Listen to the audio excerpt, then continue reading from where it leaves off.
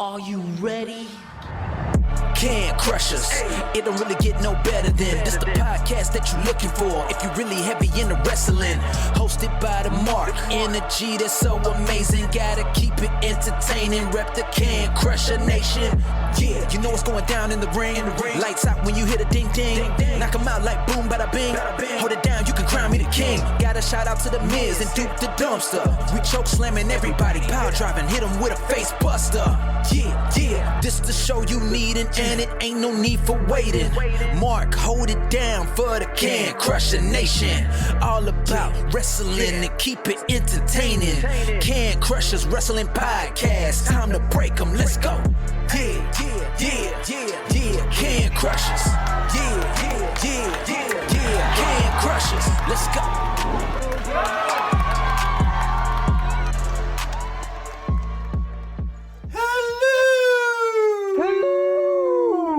Holy crap. What happened there?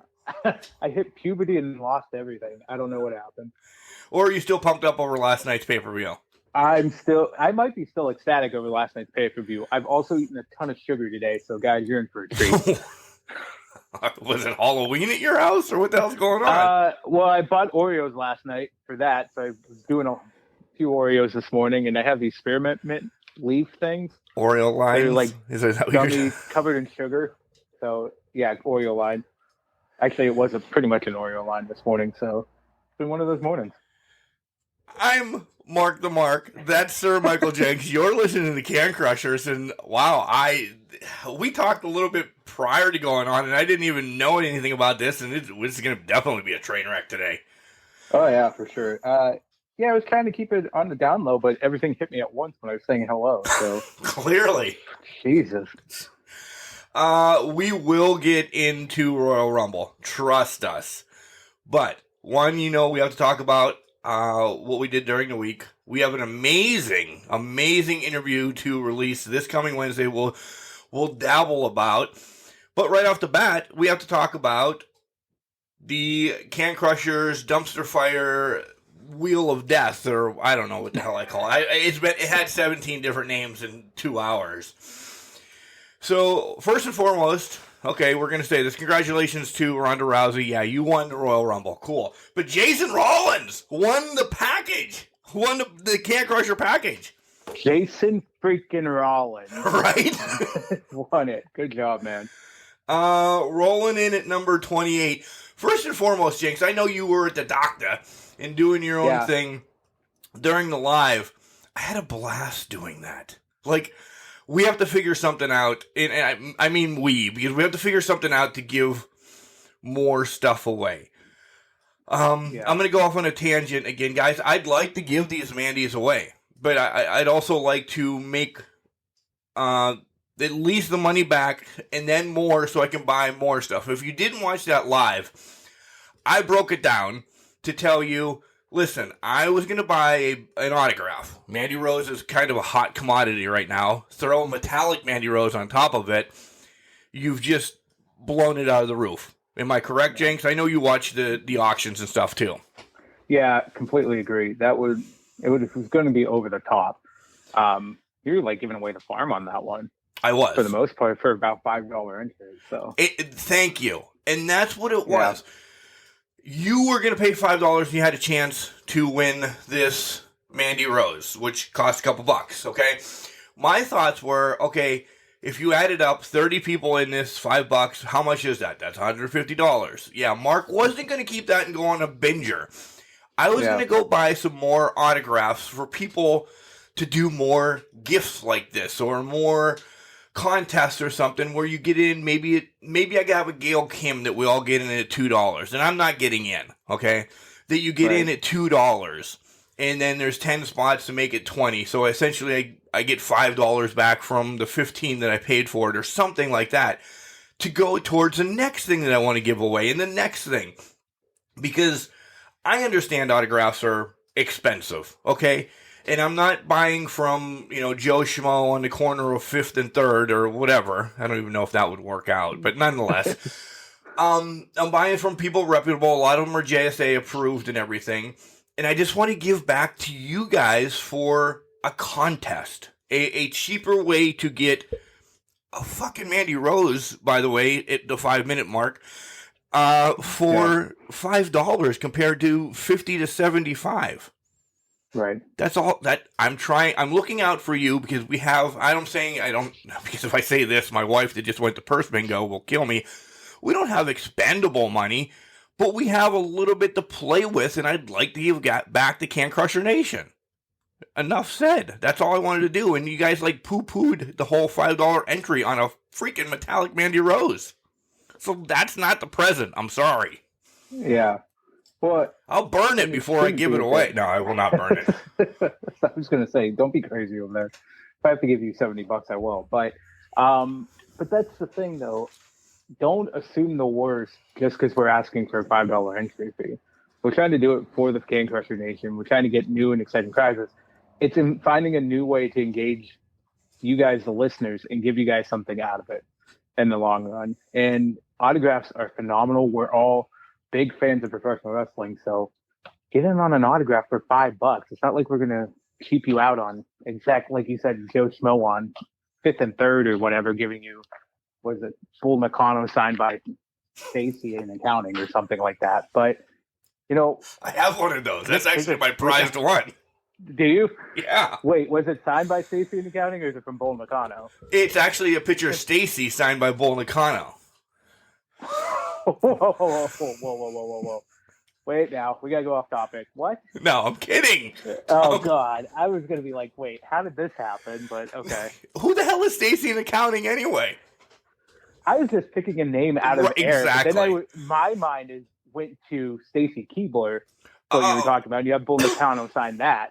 No, after you said it. No, you said Stacy in accounting, so I figured, oh God, I don't know many Stacys, but I was just thinking some homely Stacy sitting by her desk answering her phone with her hand on the keyboard, promo picker, and then Bull Nakano over her face or something. See, I would just go for Stacy's mom because she's got it going on. No, not this week. Not this week, my friend. I had to get the one out. It lined up too perfectly. I didn't mean to set that up, but it was too perfect not to. Anyways. So I will throw one person under the bus. I was doing the live yesterday, and I know he's going to know. I did the live, and I got on there, and I'm going, and I'm doing all this thing, and 2 seconds after I post the live, Jason Dixon from Pennsylvania here, find out, one, it's not the Mandy, and two, says, take me out of your pool. Because he got number 5, I bet. He was mad that he didn't get number 5. It was a fucking free pool that I'm giving a package away, and hopefully Jason freaking Rollins posts what he gets, because I'm not telling you schmoes that didn't jump on board. I'm hoping Jason Rollins, posts what he gets here in a week or so. He told me, Jenks, by the way, I love this guy. He's like, hey, can you hold off on sending it until next week because we're moving this week and I don't want to get lost in the mail. That fits my lifestyle perfectly. Or probably Kelly's. I was actually going to say, Jason, you might get it in December this year. On Mark's schedule, but... Yeah. Kelly's already looked into it. She's like, she'll take care of it, so... I'm wiping that off my hands. She's got his address and ready to go. That's good. Kelly's a rock star, so she's got it. So yeah, there is a signed picture of somebody, and it's a pretty cool one. Jenks knows, but we're not gonna release it. And then a few odds and ends of cool things that I just like dropping off, because that'll happen with even the Mandy Rose one. You're gonna get more stuff. I have stuff. I need to get rid of some stuff, so I'd like to give stuff to people. So when you get a $5 entry fee, and that's the most it will ever be, I'm never going to charge more than $5. No way. Don't think that's the only thing you're going to get is going to be said picture or said item that I have promoted that you're going to win. Yeah. Fuck Cody Herrick. I actually said his name right. Cody. No, that's Hetrick. Oh, Cody Hetrick. Cody Hetrick is going to get something, and he's just being mentioned today because I found something that he would like. Yeah. It actually fits his family, though. Maybe not the team, but awesome. yeah. Hey, he'll embrace it. I didn't even watch it, so maybe when I deliver it, we can have a watch party. Speaking of which, I'm waiting for my movie to come in too. That was supposed to be mailed to me like last week. Maybe he's on my mailing schedule, so we can have a watching party of me in, I don't know what the hell it's called, Invader of Bigfoot Space Edition, or I don't remember what. Yeah, that's how. I'm a key role. Just let's know that. Yeah, wherever you are, you're a key player in it. I just can't wait to have the watch party in 2025. Of what? Cody's movie or Barefoot, Bigfoot? Well, probably Cody's movie if you're delivering it, but Bigfoot might be 2023. Yeah, because we're both on Zoom. So, all right, we'll pause on Rumble stuff because I do want to talk about. Let's talk about one other person. When Randy Mule, and if you know who Randy Mule is, look him up. Rolls out being the number 1 draft pick in our Can Crusher Wheel of Death dumpster fire contest. I'm like, okay, this guy probably already has everything that I'm going to send anyway. But when then Sasha walks out at number 1, I'm like, oh shit, this could happen. This could happen that I have to send Randy Hogan, brother, something from the Can Crusher Nation. Like, how much would you have been excited to send? I would be amazed. He's an amazing human being. Go back and listen to the spotlight that we had with him. I mean, he's great. He talks. He lets you know about wrestling yesteryear and today. I was like, holy shit. Yeah. Oh my god, that would have been amazing if that ended up happening. But he had a great draw at once. He did. He had a great draw. But it was Jason freaking Rollins at number 28, and I already told him we're going to mention his name probably a million times. He's like, oh my god, you too. I'm like, yeah. So, Jenks, pause on wrestling. How's everything? How's the leg? What's going on? How did the girlfriend like the Rumble of Royal? So, I got the leg checked out. Let's start there. Nothing's broke, nothing's damaged, so fantastic news. Just bursitis in the knee, so I got to take some medicine so it calms the hell down. Although it's popping this morning, so if you hear me wince, that's probably what's going on. Because it's already happened once so far in my talking. Or the sugar's dying off. But okay. The sugar's dying off. I'm about to pop another experiment mint. Although Bailey's coming in here now to investigate. But outside of that, the girlfriend didn't get to watch the Rumble. We didn't get that far yesterday. We tried to introduce the pups together.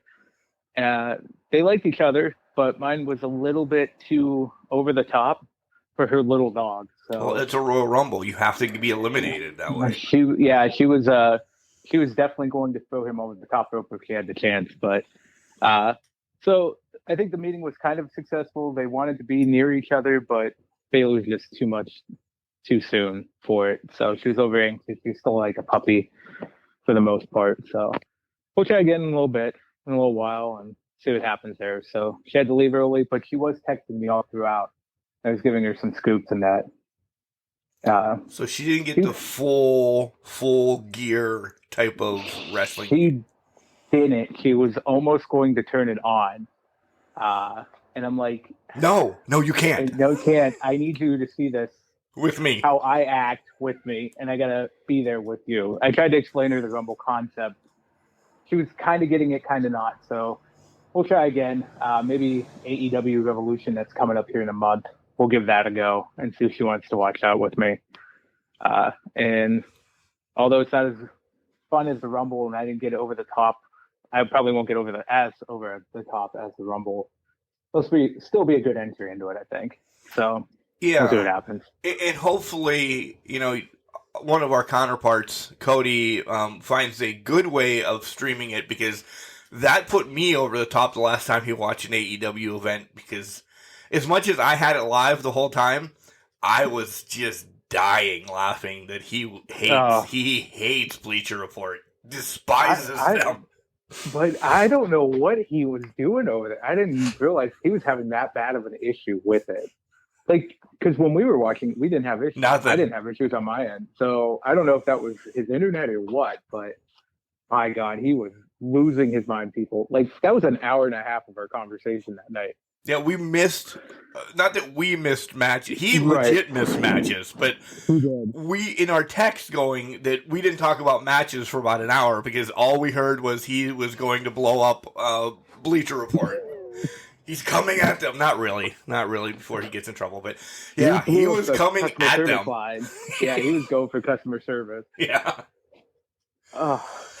So a plus a week then for you, essentially, huh? Yeah, it wasn't a bad week. Things are getting better, so moving right along. And yeah, how about you? How was your week? Do anything fun, exciting, or what? I have. Let me tell you. Any of the next interviews, and this is a nice transition, that we do, and I say we because you were involved in one that we did yesterday, our interviews are now booked until March, mid-March. So if you want in, I'm telling you, I have a lot in the hopper. Some are time sensitive that I have to, shuffle and everything, but if you call me today as you're listening to this, we'll record whenever, but don't expect to hear it until mid-March. I'm not telling people not to call and push them back or anything, right. But your interviews will be like mid-March now, so which is good because I always love having stuff in the hopper. And I'm not saying that, say, something happens on a Sunday that we can't jump on, or something happens that we both get called into work or something. I can always float one of those in there that, a Sunday show isn't missed. It's just a Can Crusher spotlight as well. Right. But I have 5 or 6 ready to go, which is amazing. And I know I have more people ready coming from Oklahoma to talk about how they eat dry cereal out there. Hey man, I still eat dry cereal, but it depends on the brand. With a spoon? Okay, not with a spoon. I'm a Neanderthal, Mark. I like to eat with my hands. That's exactly it. Yes. I know. So, all right. That's my week. No basketball this week, too, which was kind of fantastic. And not saying I didn't, but just the schedules aligned that they were all way out of town. And they know, getting up at 3, 4 o'clock in the morning, I can't go to Penns Valley, which is like a 2-hour trip. And, the game's over at 11. Now Mark's got to get home at 1. Yeah, Mark can't do those. So, plus there's a couple sicknesses at the radio station that I work at as well. So we've been kind of shimmering over to 1 station compared to 3. Yeah, I'm not patting myself on the back. I've been getting a lot of the leads on the main station because the 2 other guys are sick. And the guy that doesn't like doing play-by-play is healthy. So I have a stats guy and me doing the whole game. Wow. Yeah, I love it though. I honestly, I'm not bitching or moaning. I love it. I just, I feel for the other teams that we've contracted saying, hey, we can't, we have to shift this, we're going to add you here, we're going to have, just because, let's face facts, there's still a pandemic in the world. So, I did fall off the garbage truck Friday though, too. What? How did you fall off the garbage truck? Well, I didn't fall off the garbage truck. When I was getting ready, essentially, yes, I fell off the garbage truck, but I was off the garbage truck when I fell. I was hooking up the last dumpster of the day, and we have 25 freaking feet of snow down here again. And I know it's always like pothole-ish around this one dumpster. And I'm like, all right, the snow's got this packed, we're good to go. Guess what? It was nice new snow that was in that hole. And I found it. The left side of my left ankle right now is as black as Max, my dog. It's just black and blue, and it looks gross. And yeah, there's probably something wrong with it, but I got to work tomorrow and see what happens. I got another ankle. We're good. Yeah. You sound like me with my knee. Oh, I got another knee. I'll be fine, except when it pops. It was the same one that I had the boot on like 2 weeks ago, too, which is clearly it's not healed. Yeah, it's not healed. It's just, it's gotten worse. You better watch that, man. Next thing, we're going to have you in a wheelchair, and they're going to have to bus you around. You have to drive on the front of the truck. Oh, that would be so amazing. Because this is the worst time for coldness now. From, essentially, I'm saying it's February. From February until mid-March is just putrid. Blah. Oh, yeah. Blah. But then it rolls into the rain, which is even worse. Blah. That's true. Yeah, now it's dead cold, dead ass cold, and that's about it. Yeah. Oh, now you reminded me of the fucking springtime when it's raining. I have you. You just went into the depths of hell. We have no idea what I reminded you of. Yeah, I hate that time of year Oh, out here because it's basically a mud pit it is. up around here, and probably everywhere that has snow. So, god damn it! Yay! Anyways, Yay! get All off right. that horse. So we've gone long. We have essentially two segments, folks. In this first one is not one of them. Well, we always go long, so this is another day in paradise for us. Right. Jenks, you were part of a huge interview that is going to be released this week. It's in the hopper, so I know nobody can steal it from me, and it's already ready to be published on Wednesday. It is somebody who was in wrestling, but now is in religion, and it was part of a movie, and I got more out of this than I thought I was going to. And as I said after we got done recording it, it wasn't the wrestling part. It wasn't the religion part. Essentially, it was like the last 3 minutes of the conversation with the Masked Saint. Guys, we interviewed the Masked Saint. If you have not watched the movie, please go watch it on Tubi or Amazon Prime or something prior to Wednesday so you get to hear, because it's Chris Whaley that we talked to, the man that the whole movie is about. Yeah. Oh my god.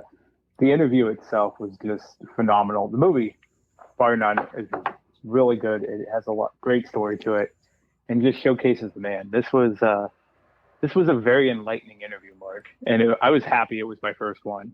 I think it was a great way to segment into being in the King Crusher Spotlight interview shows. See?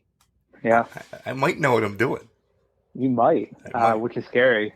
So, and then as always, you can reach out to any of the spotlights. I always, as soon as we're done being on the interview and we wrap up what we have to wrap up on our side, I reach out and I send him, hey, thanks, him or her, because we've had gals on as well, him or her, hey, thanks, this, that, or the other. And then if you guys have not seen before I hit send, what we got back, I normally don't post that, but I really felt moved. And Kelly, I ran upstairs like I was a fourth grader getting to start second base for the first time in his baseball career, which happened.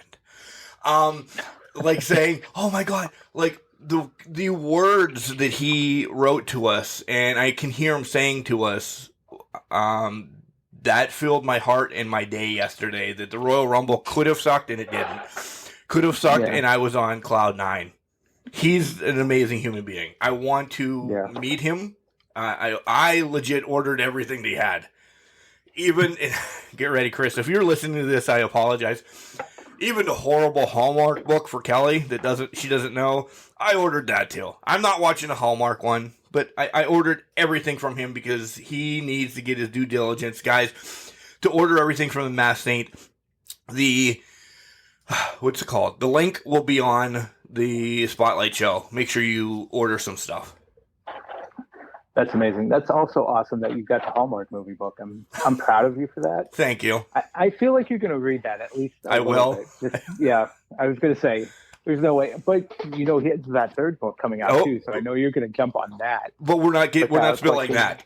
Yeah, we're not spilling that. We'll leave that. But I know you'll jump on that. I think I will too because it sounds very good. Yeah, it does. So, like I said, I'm glad that you were part of that. It warmed my heart having you part of that one as well. I don't know. It felt like the right time. I don't know. Yeah.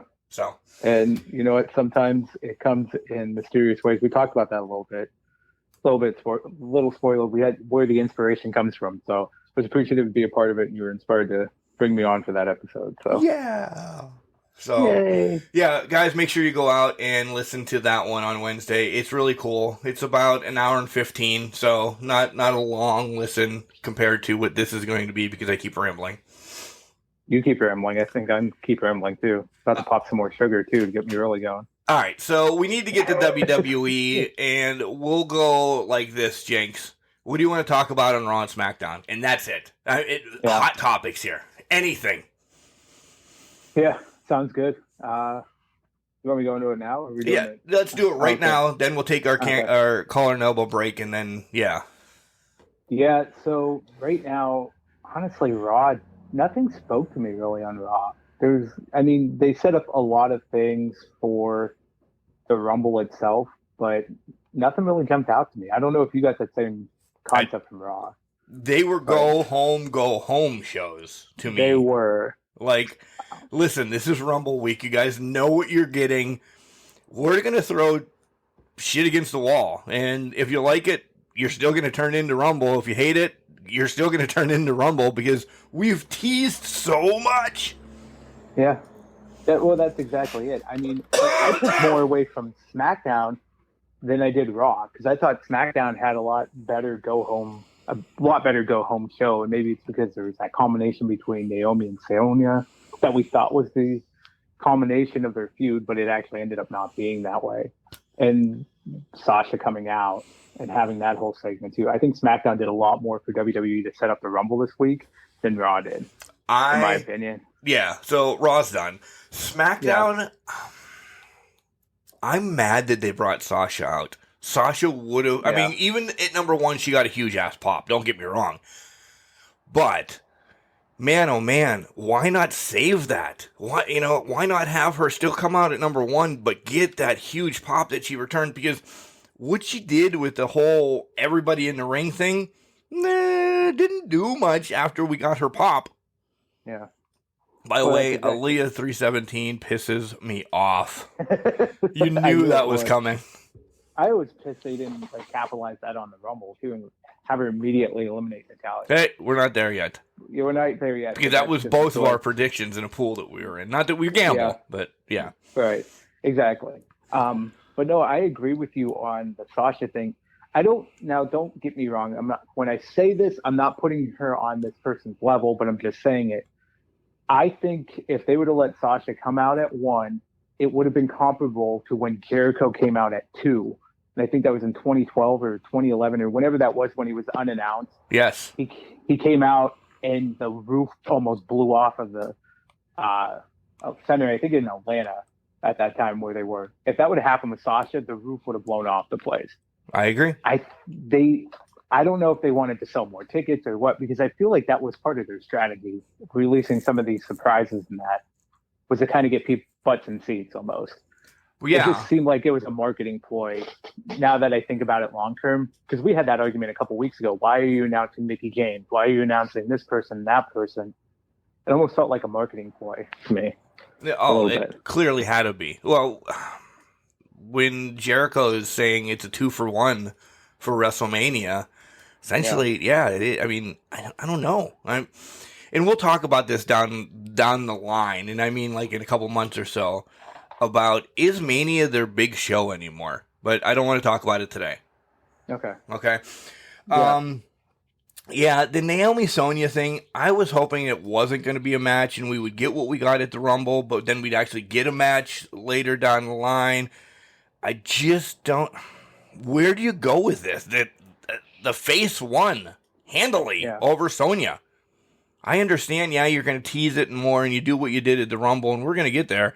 But Sonya, to me, looked weak. I know she's been out of the ring for 2 years, playing that whole thing up, but she lost to Naomi.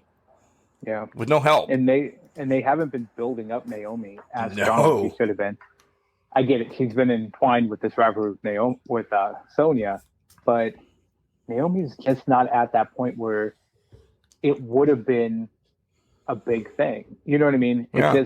Naomi just felt like, okay, middle card, she beat Sonya. So Sonya looks weak, didn't really do much. She was complaining about the referee. I did not like the way they booked that win on Friday. I was in the same boat as you. I thought, well, hopefully some shenanigans afoot, and then we get the Rumble thing and all of that, but to each their own, I guess. I don't know. Yeah. The rest of SmackDown, I'm sorry, Jinx. The face-off, the tag team matches, whatever. I was done. Yeah, I mean, I appreciated the Seth and Roman face-off.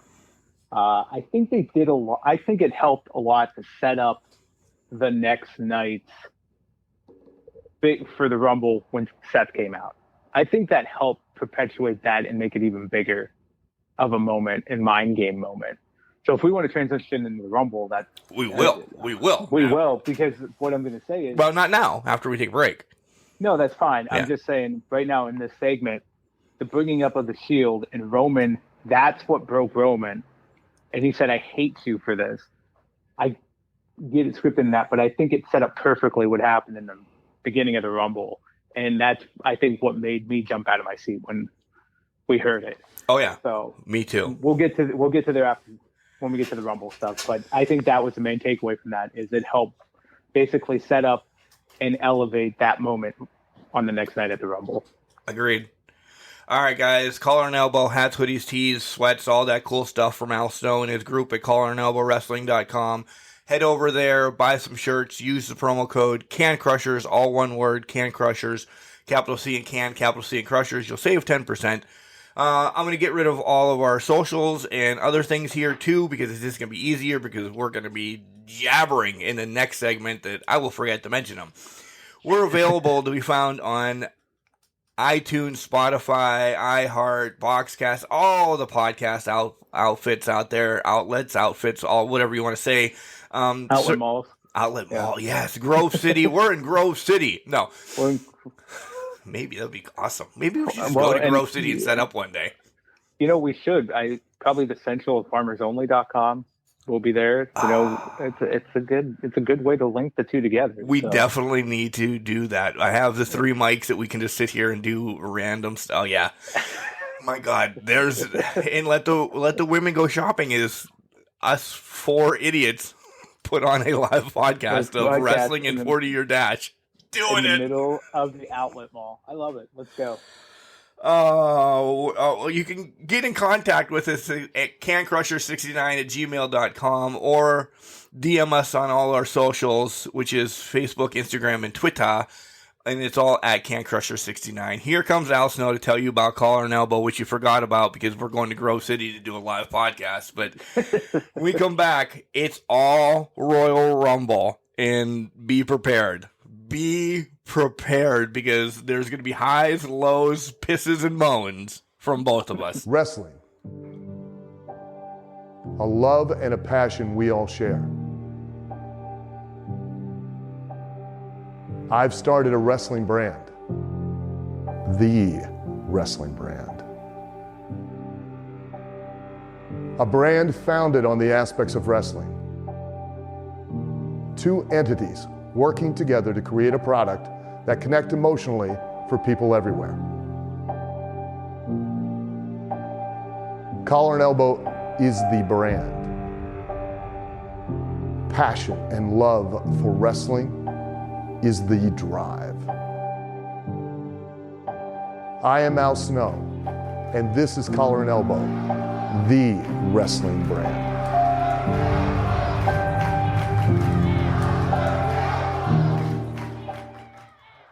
Yeah, ladies and gentlemen, welcome to the House of Soul. It's your boy Stan Michael, the true King of R&B, and I'm here on the Can Crusher podcast. Tune in later, or should I say, more on this later. Yeah. All right, I cannot sing like Stan Michael does. Yeah. Oh, That was pretty good. Yeah, I work on my voice. The cockles are now warmed up. I'm not going to break. Going up an octave here. Good for you. All right, so I'm not breaking down the Can Crusher wheel of dumpster fire death or anything like that. You guys know. You guys saw everything online. We know Jason freaking Rollins won. Congratulations. And we'll get to talking about each and every match on the Royal Rumble. But before we get there, Jenks, let's do some Rumble history, because I know that you're all about this. And this is based clearly on the first one, okay? Okay. Where was it held? The first one. Yeah. Oh, man. I don't think it's St. Louis, but that's the only. Is it Midwest? No. Not new. It's not in the United States before we get too much dead air time. Really? So it's in Canada. Yeah, Hamilton, Ontario. Oh, that's right. Yep. Okay. What was it on? How could you watch it? Wasn't it closed circuit? No, it was on the USA Network. Really? Yep. Okay. Fair enough. Yep. What was the first televised match of the Royal Rumble broadcast? Tag team? Nope. Steamboat and Rude. Fuck. Oh, that's good. Yeah, You're looking fabulous in this, by the way. that's fine. Unofficially, how much did Dino Bravo try to bench to break the world record? Wasn't it 535? 715. Yeah. Who were the 535? Okay, go ahead. Who were the first two ever in a Royal Rumble? Who was number one and number two? Savage? Nope. Nope. John Blank. Bret Hart and Tito Santana. That's fucking right. And then, go ahead. Who was the first person eliminated from a Rumble? Was it SD Jones? Natural Butch Reed. Fuck. Okay. What was the first controversy in a Royal Rumble? And it was minute, but it was still building that this is always going to be a controversial match. Was it 2 feet on the ground? Nope, it was Don Morocco coming out at 11 and Nikolai Volkov coming out at 11 as well, them not knowing their spots. So they let Morocco in and they made Volkov wait, I don't know what the hell, to let him in at number 12. That's right. We know Hacksaw won. I'm not even going to ask you that. He was at 13. Hacksaw won. Okay, so all right, so that answered that one. You got one right so far. I know. So here's the thing. I could do winners in that, but I don't know why I was tripping up. I knew Bret Hart and Tito. Yeah. I knew that was a thing. Anyways, go on. Who had number 20? Because there wasn't 30 people in it. That one was... No, Gang was earlier than 20, wasn't he? Mm-hmm. Okay. So it wasn't Gang. Was that Stud? Junkyard Dog. Junkyard Dog. Okay. And then who had the most eliminations? You've mentioned his name. Yeah, I was gonna say you mentioned his name 100 times already. So I knew Gang had a big night that night.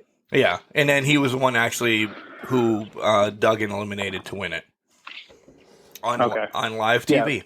Live. Right. I as much as I don't remember life, I do remember watching this because the Jumping Bomb Angels were always, I was enamored by them at such a young age. Again, Judy Martin and Leilani Kai, the glam girls taking on, the Jumping Bomb Angels. I love them. I love they were transcending women's wrestling. Well, that was the playoff. Was that the payoff match from, I remember Survivor Series, I think, before the Rumble, they had the women's match, 5-on-5, and they were the takeaway from that. Yeah. With the Jumping Bomb Angels and the Glam Girls. Yeah. And they were just spectacular in that match. I love watching that. I love watching that Survivor Series for the women in the tag team, because it was just, those two 5-on-5 were just phenomenal matches. I thought they were the show stealers of the night. Normally, I run through all the pay-per-view, just the Royal Rumble matches of themselves. But yesterday, and not in one day, I didn't start it this year. Yeah. So I thought, I'm just going to watch the full card. Because, you forget about some of the other great matches that are on Royal Rumble cards. Steamboat and Rude was fan-fucking-tastic. Unbelievable. They're both great workers within themselves. And then some of the other matches were, but it was a great card for free TV, trying this whole, thing out on free TV in Canada, and it got over. Yeah. Well, and that's the thing. I mean, a lot of the Rumbles, myself, I'm like you, I usually only watch the Rumble matches. I will say 92, I think I watched the whole card. I make it a point to watch the whole card in 92. Because it had Mountie, Flair, or not Mountie Flair, but Mountie Piper for the Intercontinental title. There's a couple other big matches there. 2000 and 2001, those are like mainstay card watches. Because every match you couldn't miss. There's a couple that were great, but like 2000, you had the street fight, you had Taz debut. So there's always that. So obviously, I do watch the older stuff, but those two cards I just remember from my childhood because that's what really captured me in the moment. Was those two big cards. So why we bring this up is because that is the whole aura of the Royal Rumble. And yes, WWE, WWF has been doing this for 34 years now, essentially, I believe. You know, yeah. Can I say I used to be able to go through the entire Rumble winner list in chronological order.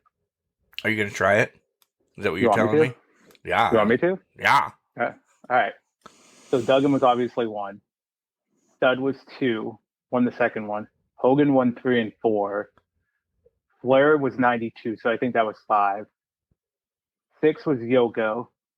7 was Luger and Brett, because that was the 94 one. 95 was Michaels, because that was the one coast to coast.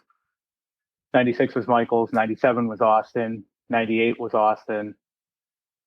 99 was McMahon. 2000 was The Rock. 2001 was Austin. 2002 was Triple H. 2003 was Brock.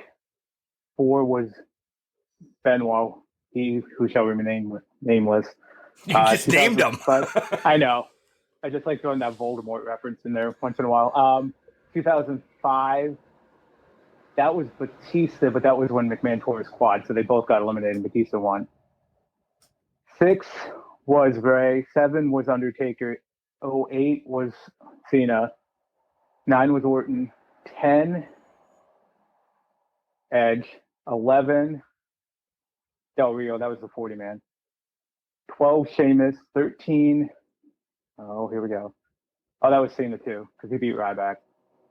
14 was Batista. Should have been Daniel Bryan or Punk. 15, give me a second. Main event. Oh, that was Roman. 16 was Triple H. 17 was, I believe it was 16, WrestleMania 33. Oh. Why am I blanking on 17? Oh, that was Orton. 18 was Shinsuke and Asuka. 19 was Becky and Seth. 2020 was Charlotte and Drew. 2021, so last year, Bianca, Edge. 2022, last night, Brock and Ronda. Look at you. Now you can close. Now you can close the Wikipedia quietly. I wish I had it open. No, I'm kidding. I know you didn't. I know you didn't. All right, so let's dive into everything, and I'm actually going to start on the pre-show. If you're not going to have a match or anything on the pre-show, I don't need people force-feeding what they're being told to me. We've had enough pre-show for 2 weeks now. If you're going to do pre-shows anymore, and I'm not pandering for us or anybody else, give wrestling fans the opportunity to do it. You could do a Skype from like that we're not even there. Let us try to get over the matches or something like that. Do podcast people that are like legit, not somebody that just starts it a day before or anything. Something that the wrestling community can tangibly grab and understand and fight with. Because what Booker T and Sonya and Kayla and all those guys did for an hour last night was nauseating. Yeah. I think the only upside was Booker T just getting pissy with Sonya. But you're right. It was just rehashing what we knew. Like, if they would have opened up at 7:30, just played the promo packages, the video packages that would go on before the match, I would have been perfectly fine with that. And then not play them during the show. Exactly. Great recap. We're good to go. Let's get on it. Yeah. So, trim it down. We didn't have these things back in the day. We don't need them. I don't know. And the matches usually on them are throwaway matches anyway. Just stop. And that goes for AEW too. No disrespect, just because AEWs are fine, WWEs are fine, I guess, but I don't know. It's just like a precursor, so you have your food and beverages ready. Apparently, and wrestling's on. Yeah, I agree with that. I think if you put on a decent enough match, it could act like that dark match to get the crowd riled up. That's what it's supposed to do, right? Yeah, I would think. So you would think. So I would be fine with that. I think last night for the Rumble, it lacked just the match to do that with. I think day one, was that the one where Ricochet broke Ridge Holland's nose? Yes. I think he did it on the pre-show. Yeah. Just have a match. So you could have had two people fight it out for number 30 or to get in the Rumble. Because I know they've done that before with, I think it was Mark Henry and Swagger won like a fatal 4-way on the pre-show to get into the Rumble match. Did they last long? No. But, you could do stuff like that. Some fun ways to get people spots in the match that might not have had them before. Or if you're not having a storyline with your IC or US champion out of the Rumble, have them fucking defend the title. Yeah, that too. And you could even put a spot on that too if you wanted to. Defend your title and we'll give you a later spot or something. Yeah. You know what I mean? Something along those lines. Or whoever walks out the Intercontinental Champion is going to have a spot from 20 to 30. Something team. like that. Tag team, same thing. Yeah. Exactly. All right, so we get into Seth against Roman right off the bat. And Jenks, we're going to probably reference our text and group text and everything a lot during this. Yeah.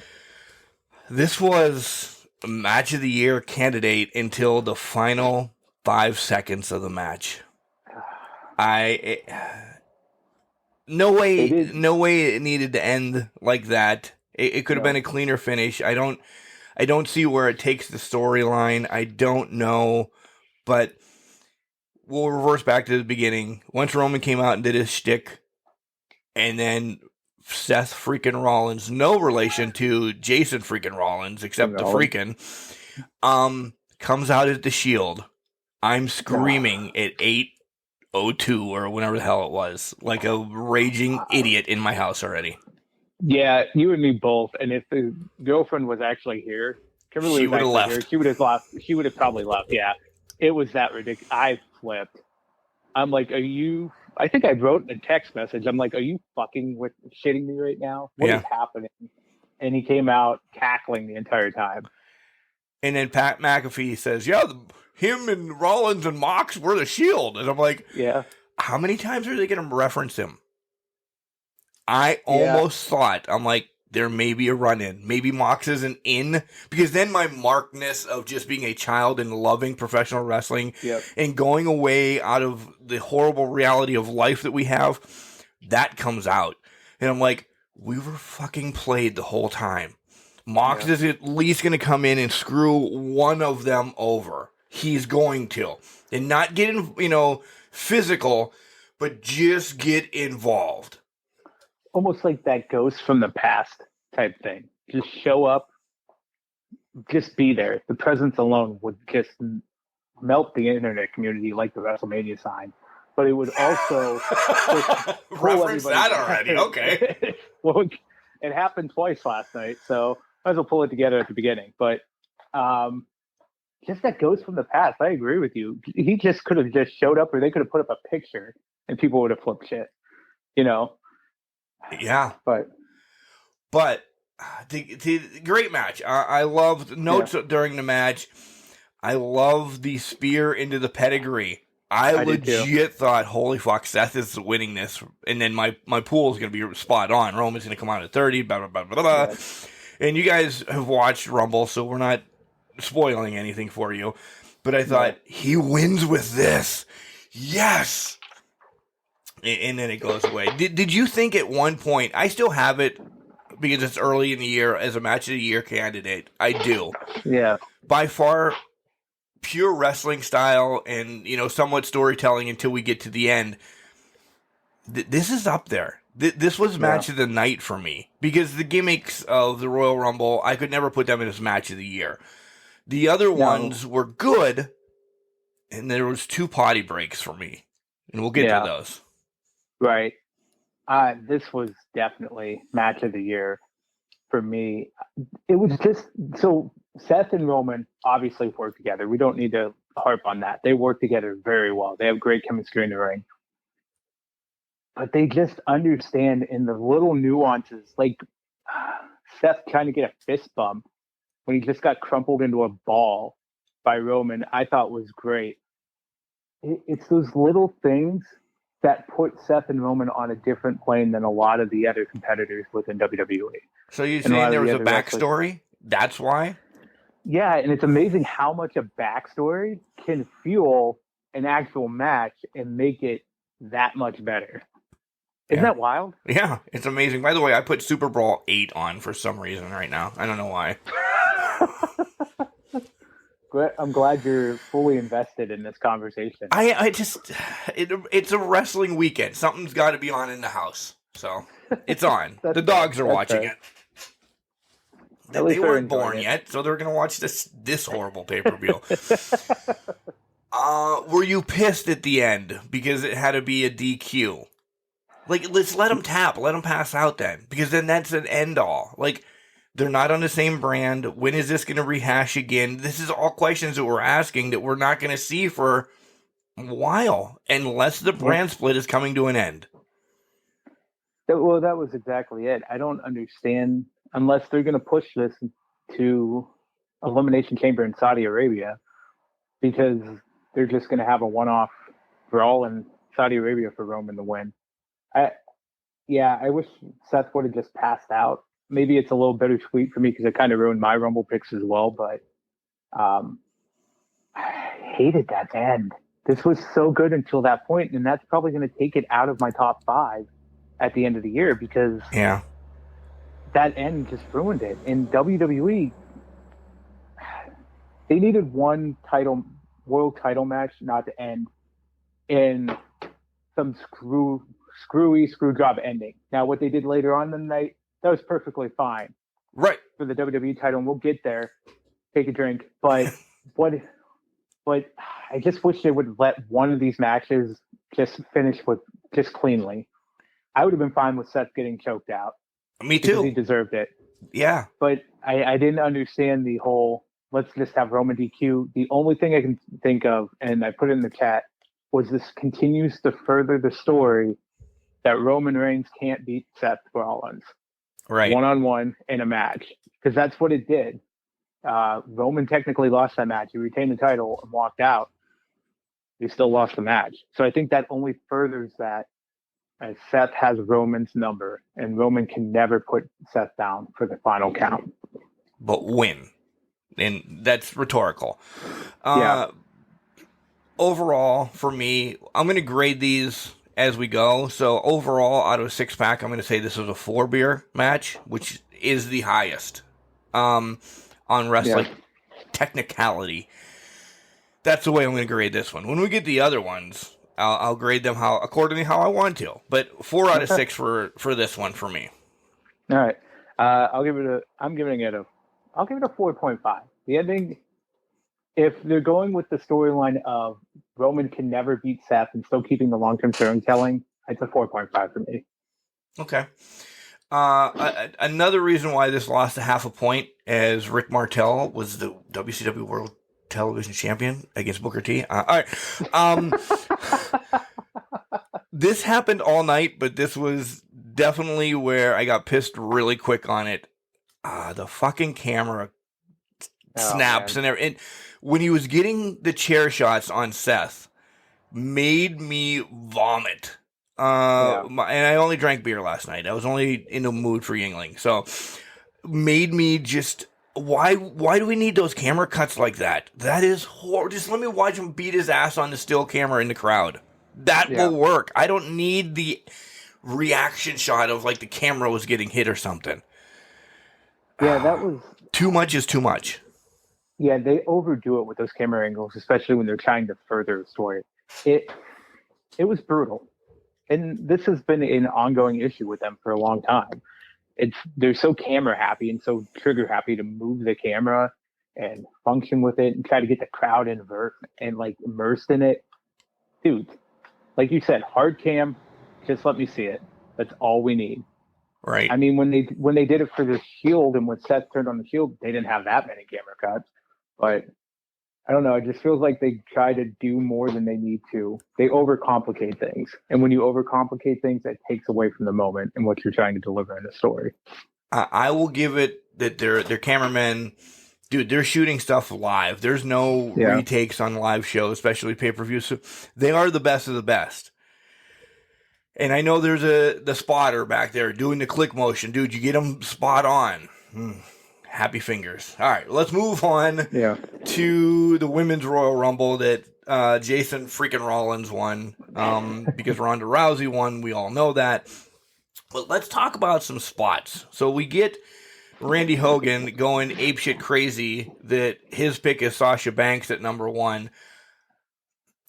I would have, again, we said this already, I wish he wasn't mentioned. And when we were doing our pool, Jenks, I booked kind of like feuds going on in all of this as well that none of it shaped out. Like, I thought Natty was going to hold another record, being the fastest woman ever eliminated, because Aaliyah was going to knock her out as soon as she got in the ring, something like that, just so that continues that storyline. I thought that Sonya, and I actually had Sonya and Naomi starting the match thinking, okay, it gives them another blow off for 2 minutes, because this was real time for the women. I think they actually had their 90-second clock. When we get to the men's, there's no way any of those were full 90 seconds. And they were blowing through people. Yeah, I didn't record any. I timed some is the word I'm looking for.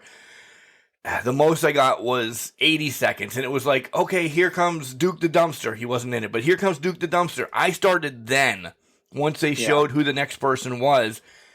And then by the time they announced the next person again, I'm like, that was 70 seconds. And they were just, clearly something was up that they needed either to be out of the arena by said time or something. I don't know. Or Peacock was having an issue and they needed to get out by midnight. Peacock having an issue?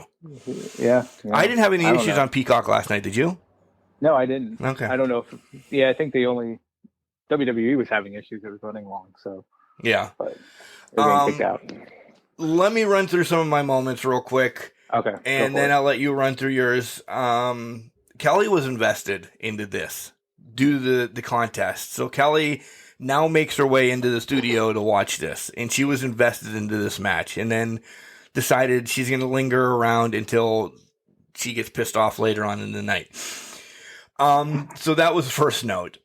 Mickie James comes in, does 3 spots, and then you forget that she's in the match until she's eliminated.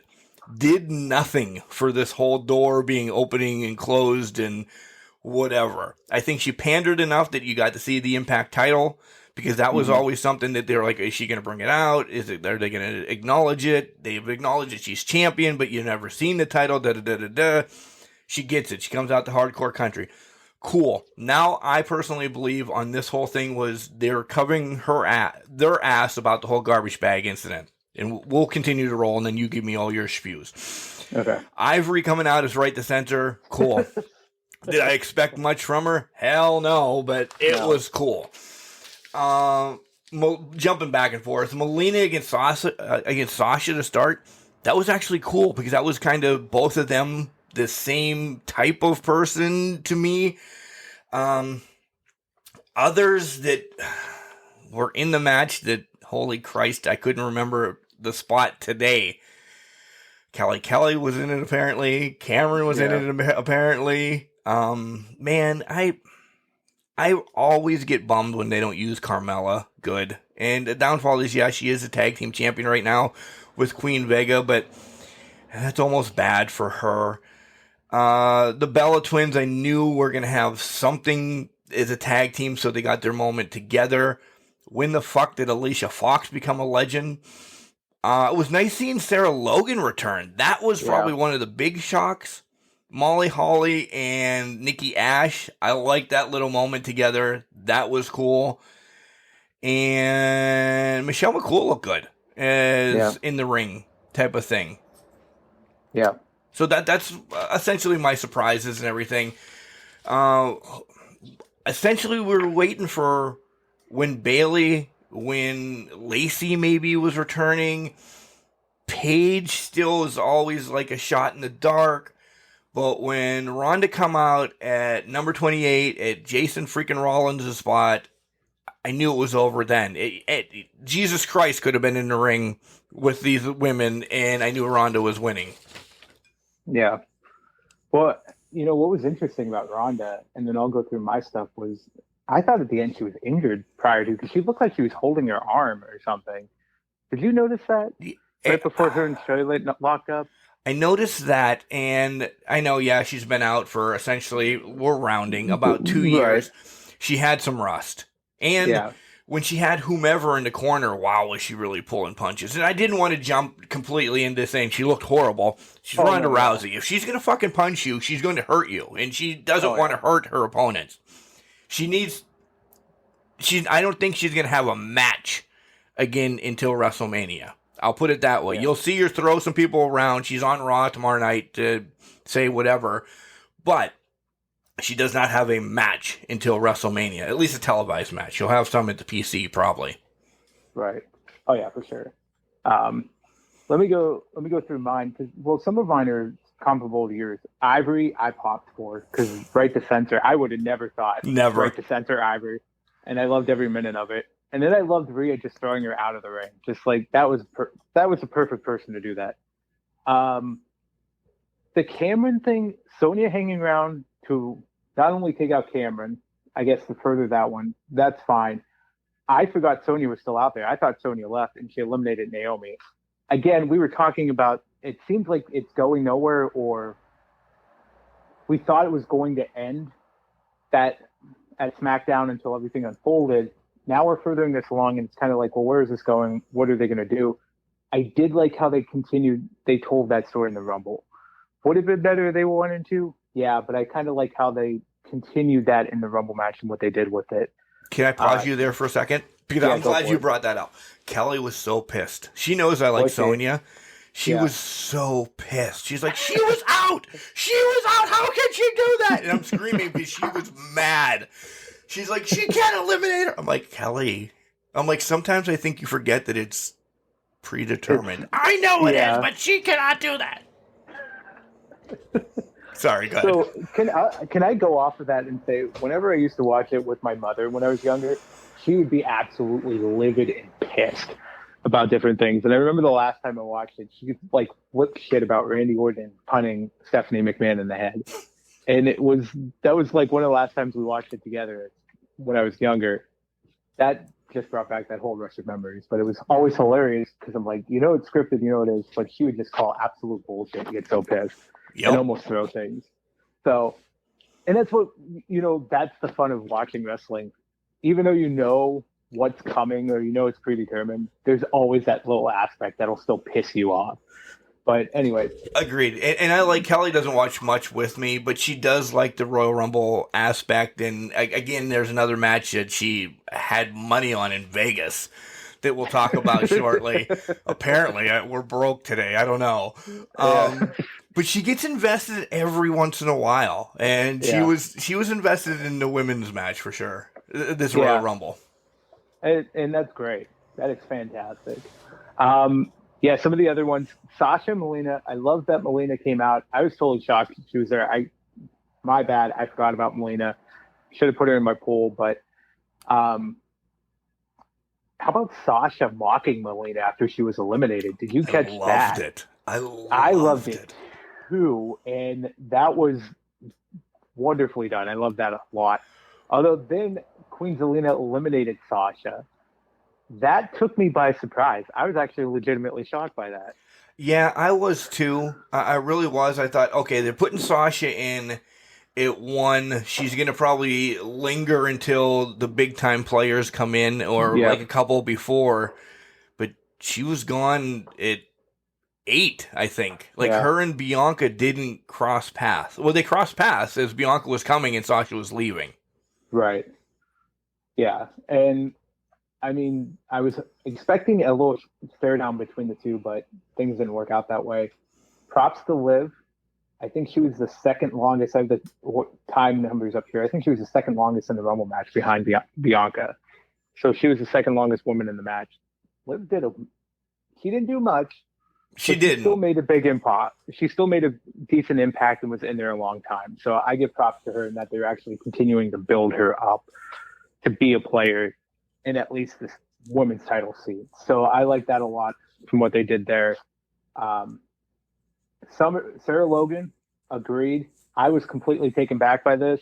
Love that she was in the match. It was a short time, but I did love seeing her back in the ring. How about Charlotte broadsiding Summer Rae?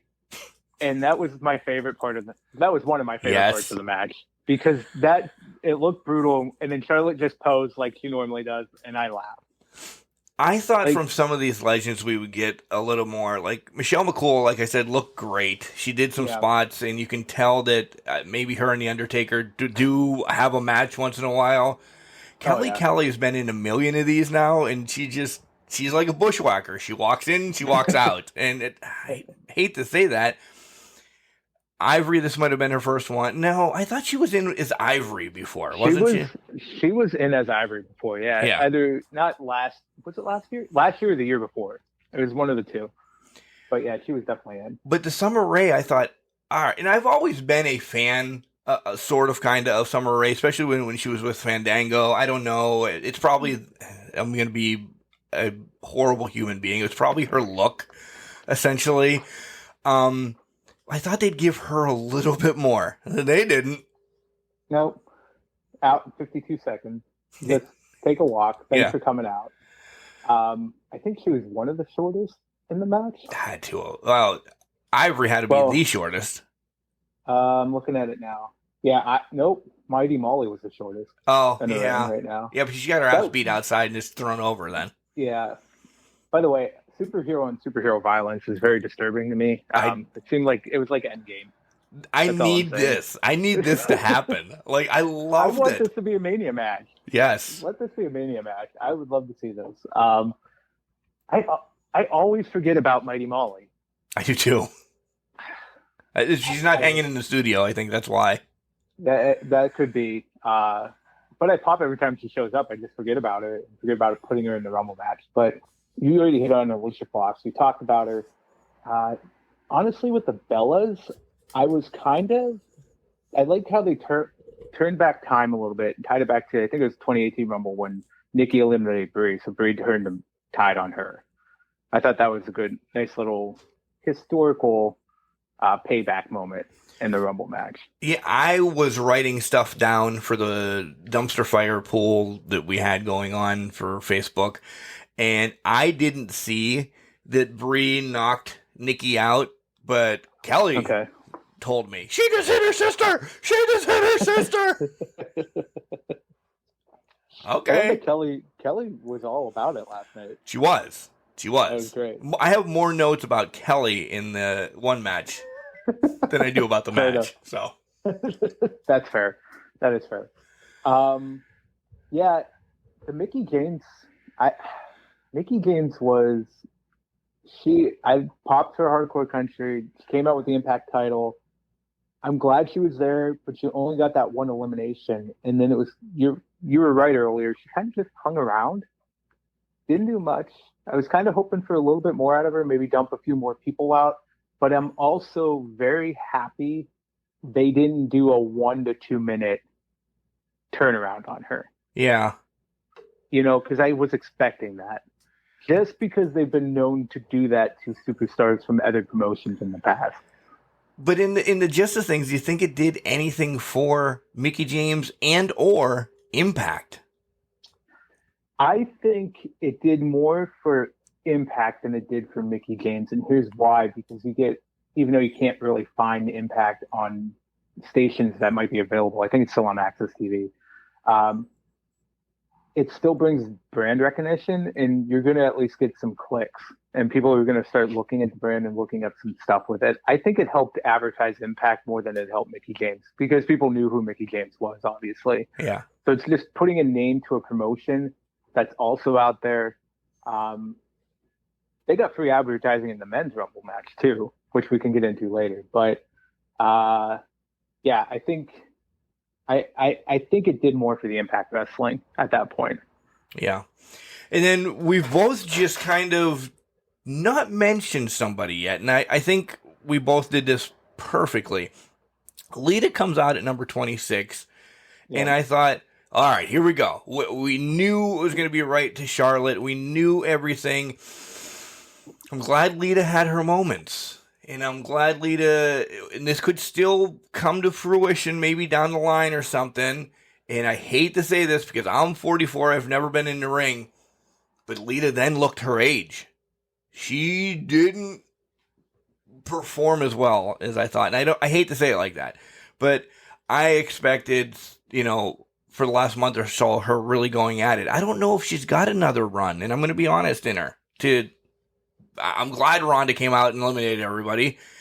Do you think, here it is, that Lita was the backup in case they didn't get Ronda? Backup pointer? Yeah, for Mania. I don't. I think Lita was just a name to get marketing on the Rumble.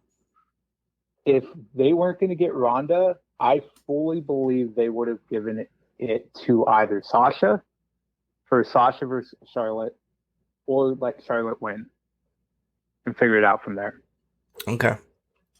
I think Lita was more, but I will say this to your point, and I think you were trying to get to, they were kind of testing the waters for a Lita Charlotte match down the line. Yeah. Like at SummerSlam, like they did for Trish and Charlotte. But I didn't expect much from Lita, as I expected nostalgia and her to hit her big moves, some big moves in the match, but I wasn't really expecting too much from her at that point in time. To your point, did she look her age? Maybe a little bit. But again, we talked about it with ring rust. We talked about I think you talked about it a little bit with Ronda and the ring rust. If you're not consistently doing that over and over again, you're not going. You have to be a special kind of athlete to just walk in there and do it. No, I agree. Do it after a long time off.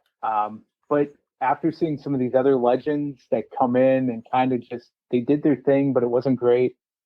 I was kind of thinking I wasn't putting too much high hopes on Lita, and I was just I enjoyed the nostalgia that it brought for me, and that was about it. Okay. So we're on the same path. I'm just looking at it different. I was thinking is it more as a backup because the match itself, fun, dandy, Ronda wins, Jason freaking Rollins wins, we're good to go. I think I'm a little upset that we didn't get some returns as Bayley. She trolled the hell out of everybody because as we're recording, I made sure there was a post that Bayley showed that she was watching Rumble with her dog last night. Yeah. Where the hell is Asuka at this point? She was hurt before Bayley, and now what was her injury? I don't remember. Lacey Evans. Yeah. Maybe not a huge player, but I think it would have brought a pop back. The Paige is always going to be out there every Royal Rumble because I don't know, when else would you bring Paige back? I just felt like some of the big pops were left off, but I didn't hate it. Don't get me wrong. I didn't hate this whatsoever. I loved it. This is just me being a jackass saying I want Bayley back now. No, because I was the same way. And, to me, this was the best Rumble match of the night. Oh, yeah. By far. Spoilers for ahead. But what I will say is I agree with that logic, Mark. The only thing that I'll say to that is now you're looking at historically, if you don't come back in the Rumble, they hold you until the night after WrestleMania, or the 2 nights after WrestleMania, I guess, SmackDown and Raw. The other thing is they have been trying, I can't remember if they did it last year, but they brought people back after Rumble, like the night after Rumble or something like that. They've done that too. I think you see Asuka and Lacey might get back into the flow of things sooner, and maybe Bayley and even Paige could be that week after WrestleMania return type thing. That's the only logic I can see in not bringing them into the Rumble match itself. And then the last one because we're beating a dead horse on this women's Royal Rumble now. No Alexa Bliss either. Oh yeah, that is true. And she actually throws schneid at the WWE on a tweet last night. Go check that out. I'll have to check that out because I didn't see that one yet. Yeah. So, So after Jason freaking Rollins wins and Ronda Rousey, of course, too, wins, we move to a match of Becky and Doudrop.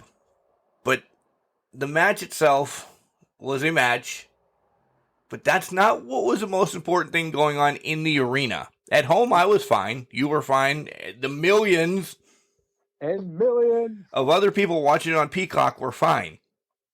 There was some shit going down in a section in St. Louis. So I'm not afraid to say, because I don't remember which one of us said it first, but one of us said, "What the hell is the crowd looking at?" Me. Or something's I'm going not on going inside. It to was say, you. but yeah. But then Cody Yeah. went and found it all. Yeah. Oh no, I found it. Oh, all right. Yeah, but because I'm like, yeah, what are they looking at? So I'm like, what the hell is going on the Twitter stream? So apparently Becky Lynch is such a shooting star that she melted the WrestleMania sign. Is what I'm going with here. Yeah, because I noticed it early in the match when like the house lights were on. I'm like, Yeah. why is it so bright? Why now we are only getting from 9 million camera angles. We only get one. We're shooting Right. it from the corner, and no disrespect before I get shit on from indie places, but we're shooting it like it's an indie event that we're just underneath the turnbuckle shooting straight up. And I'm like, why are we watching this match like this when we have 9 million? I was happier watching it like that. I was going to say it was less nauseating. It actually calmed my stomach. But do you watching it think? like Do you that. think it took away from the match? Of course, it took away from the match. But do you think like Becky and Doudrop were also kind of like worried what the fuck's going on? Because as Becky's walking out, she sees WrestleMania's on fire. Yeah. Well, and that's it. I think it throws you off your game. There's a fucking fire in the middle of the fucking arena. Right? Do we have to evacuate? Why is it only that one section? Are we going to get this under control? And it's like walking into, like, you don't know if you're walking into a dangerous situation or not. Obviously, it wasn't horrible. It was still on fire. They had to bring it down. Quickest repair job, by the way, because it was back up by the end of the match. I know. But I would have been thrown off my game, Mark. I would have been too. A 20-year veteran, I would have been thrown off that there's a fire going on in the arena, and they're still expecting me to go out and perform a match during this. Yeah. I think no disrespect to Doudrop or Becky, I think it just took away from the match because it was just an extenuating circumstance that people were more invested in that. And unfortunately, I wanted to know what the crowd was doing, so I was looking at my phone. I was watching the match, but I was trying to figure out what the hell is going on in the crowd. Yeah, I was watching the crowd. I was watching behind Becky because I thought, is there a fallout, the West Side Story gang brawl going on? Right. What the hell is going on?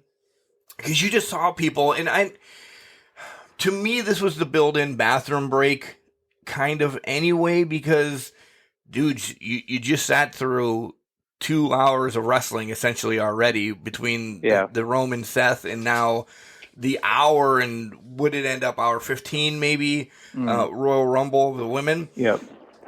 There's got to be, we know this in wrestling, there's got to be something. So this comes out. It was your transition match. Let's bring it back down. Let's get everybody's mood down so they don't get tired out. Transition into this one, and then we'll move on.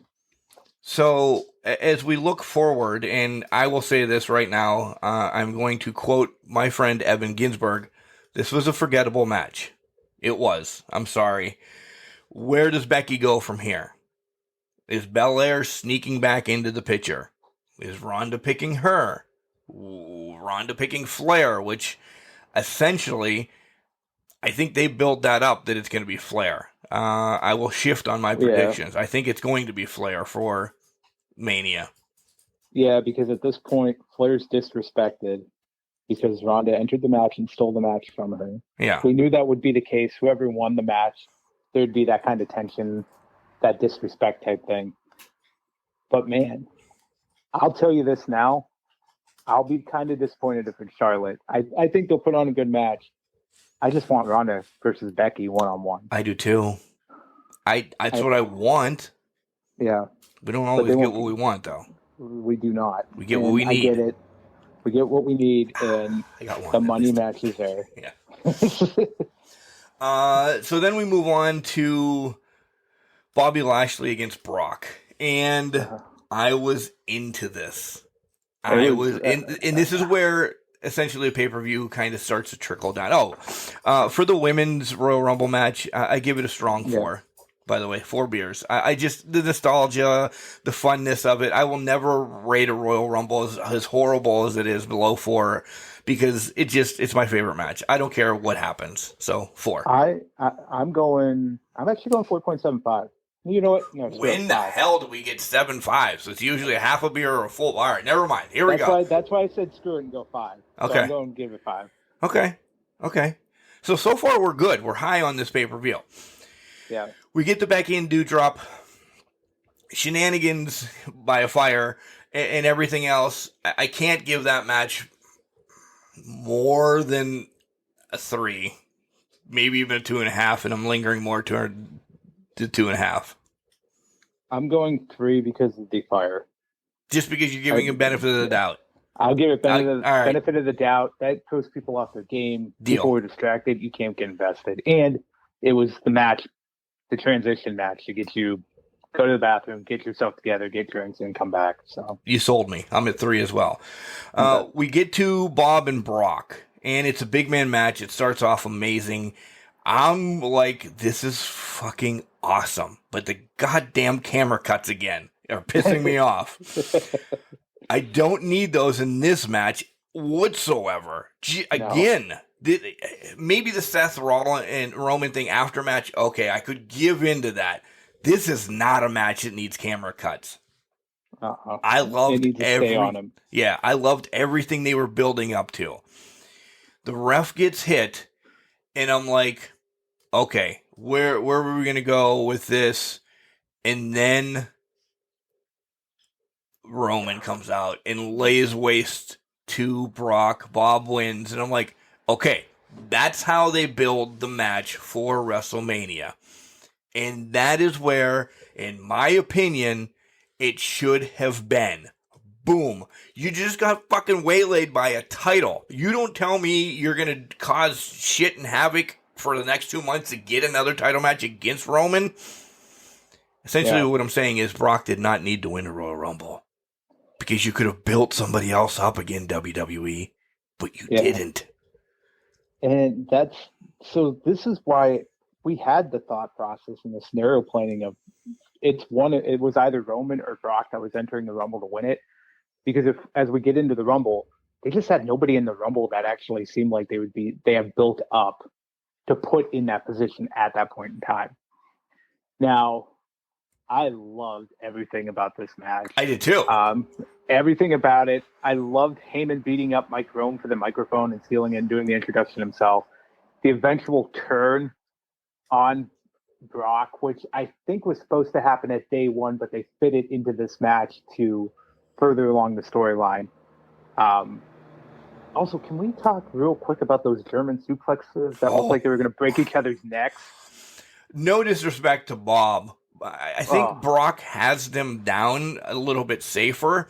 Yeah. The first 2 that Brock took, I thought he was going to come up like a bobblehead and just be there. I don't know if maybe it was Brock doesn't know how to take them since he's essentially never gotten them, or Bob doesn't know. And I'm not throwing either one under the bus, but yeah, a couple of them look nasty. Yeah. The dogs are starting their own, by the way. Good luck. But yeah, they just look terrible. But again, I audibly yelled son of a bitch because I'm like, shit, because the shenanigans didn't happen in the first match. They happened in this one. What did I do?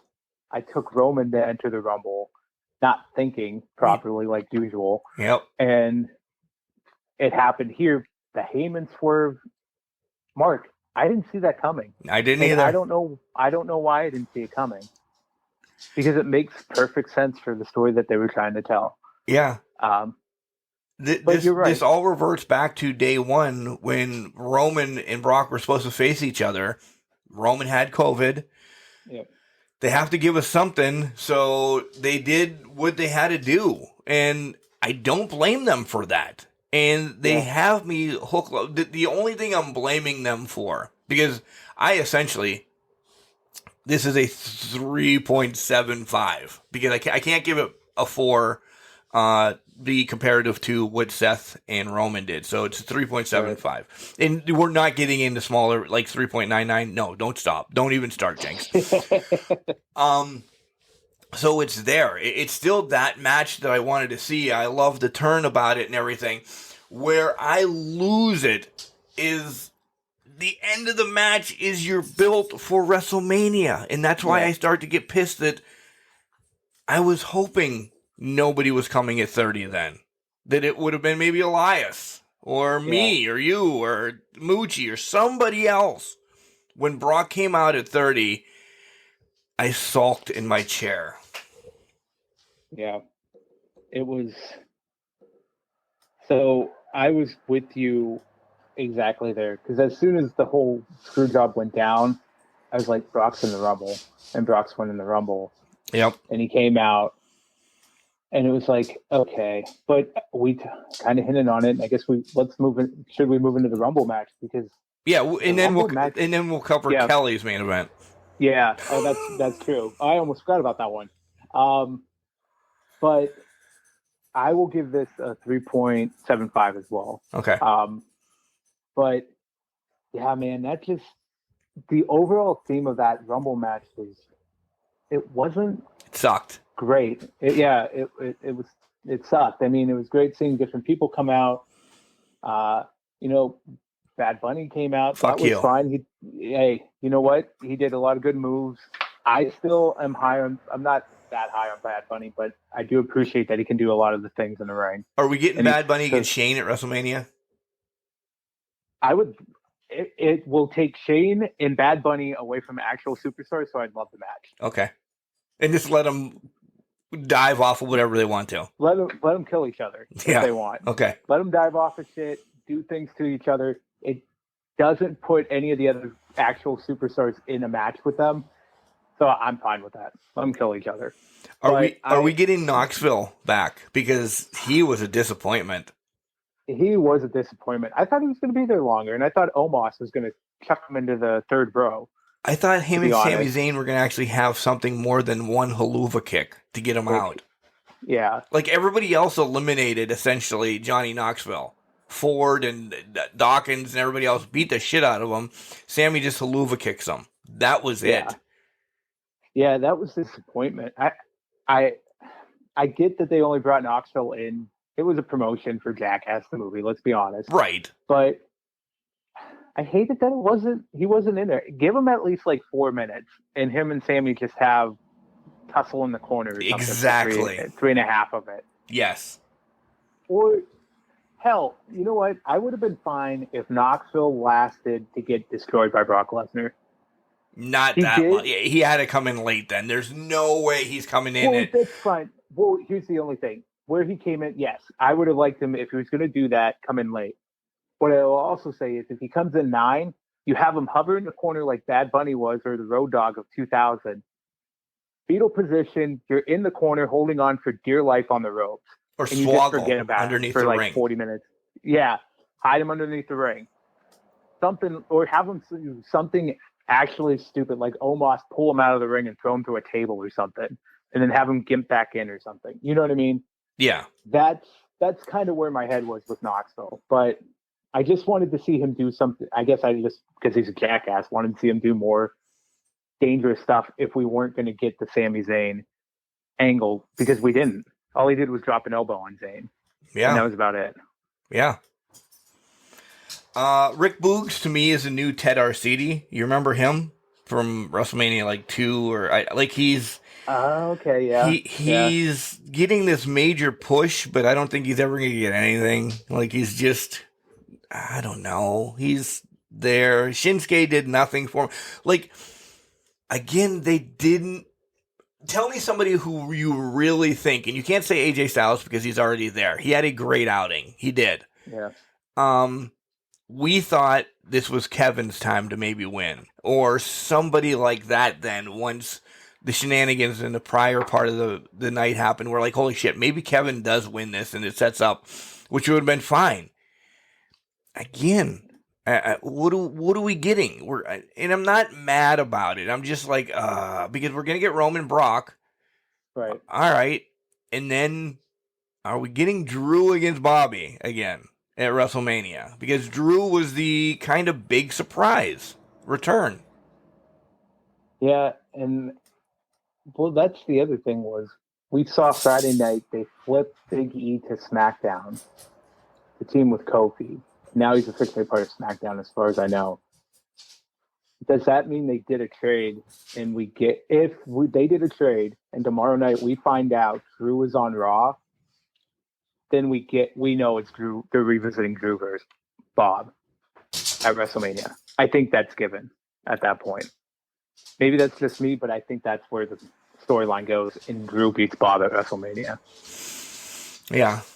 So just because it's a Royal Rumble again, I'll give it a 4 because of some of the nostalgia and stuff. And there were some fun spots, but nothing that we thought or wanted came out of this.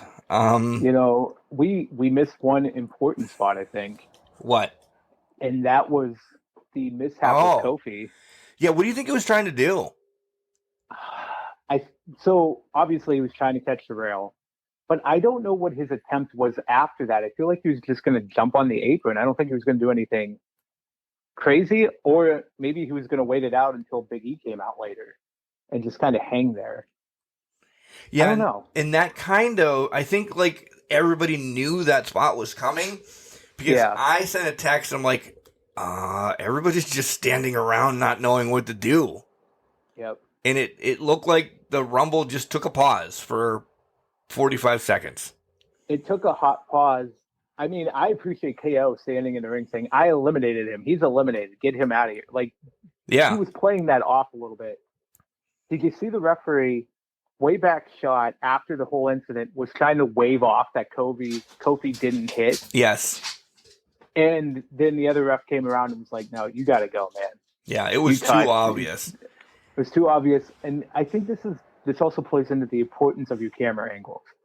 Because if they had taken the camera angle and just focused on Kofi's upper half, they might have been able to pull it off. The fans were adamant standing right in front of them. I agree, the fans were adamant, but nobody at home would have known. Right. And I think that's where between a live show and where the fans at home, you could do your magic at that point. Yeah. But the one time they needed the cameras to work, they did zoom out and zoom in or something, they didn't do it. Yeah. So that was funny irony on that. You gave it, what were you going to give it? I can't remember what you gave it. I gave it a 4 because I always said I won't give anything a Royal Rumble less than a 4 because it's my favorite match. I'm going 3.5. This Rumble just didn't do it for me. No, it didn't. It didn't whatsoever. But I can't go back on my word that I said literally 15 minutes ago. Yeah, I know. But it's admirable. I get that. Rumble's my favorite match, too. I just can't overlook what happened in this match and different things. It just didn't hit. It wasn't hitting. The time was off when people were running in. It was... This is where... I think there were some that came in at 30 seconds. They had to. Oh, yeah. There was no way. There had to have been 30 seconds or 45 at the most that people were flying in. Also, again, they set the sign on fire.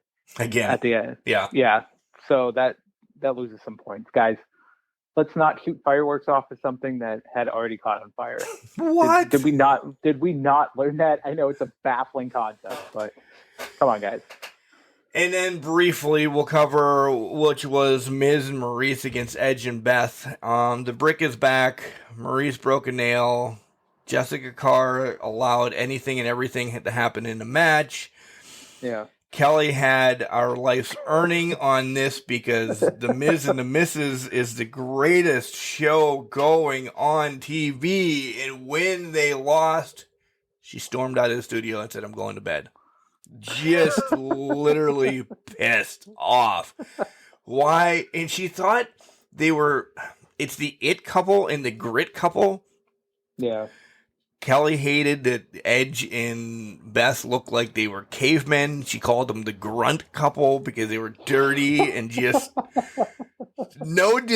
just full of disrespect for both of them. She said she never liked Edge. Who the hell is this woman that's with him? I'm like, it's his wife.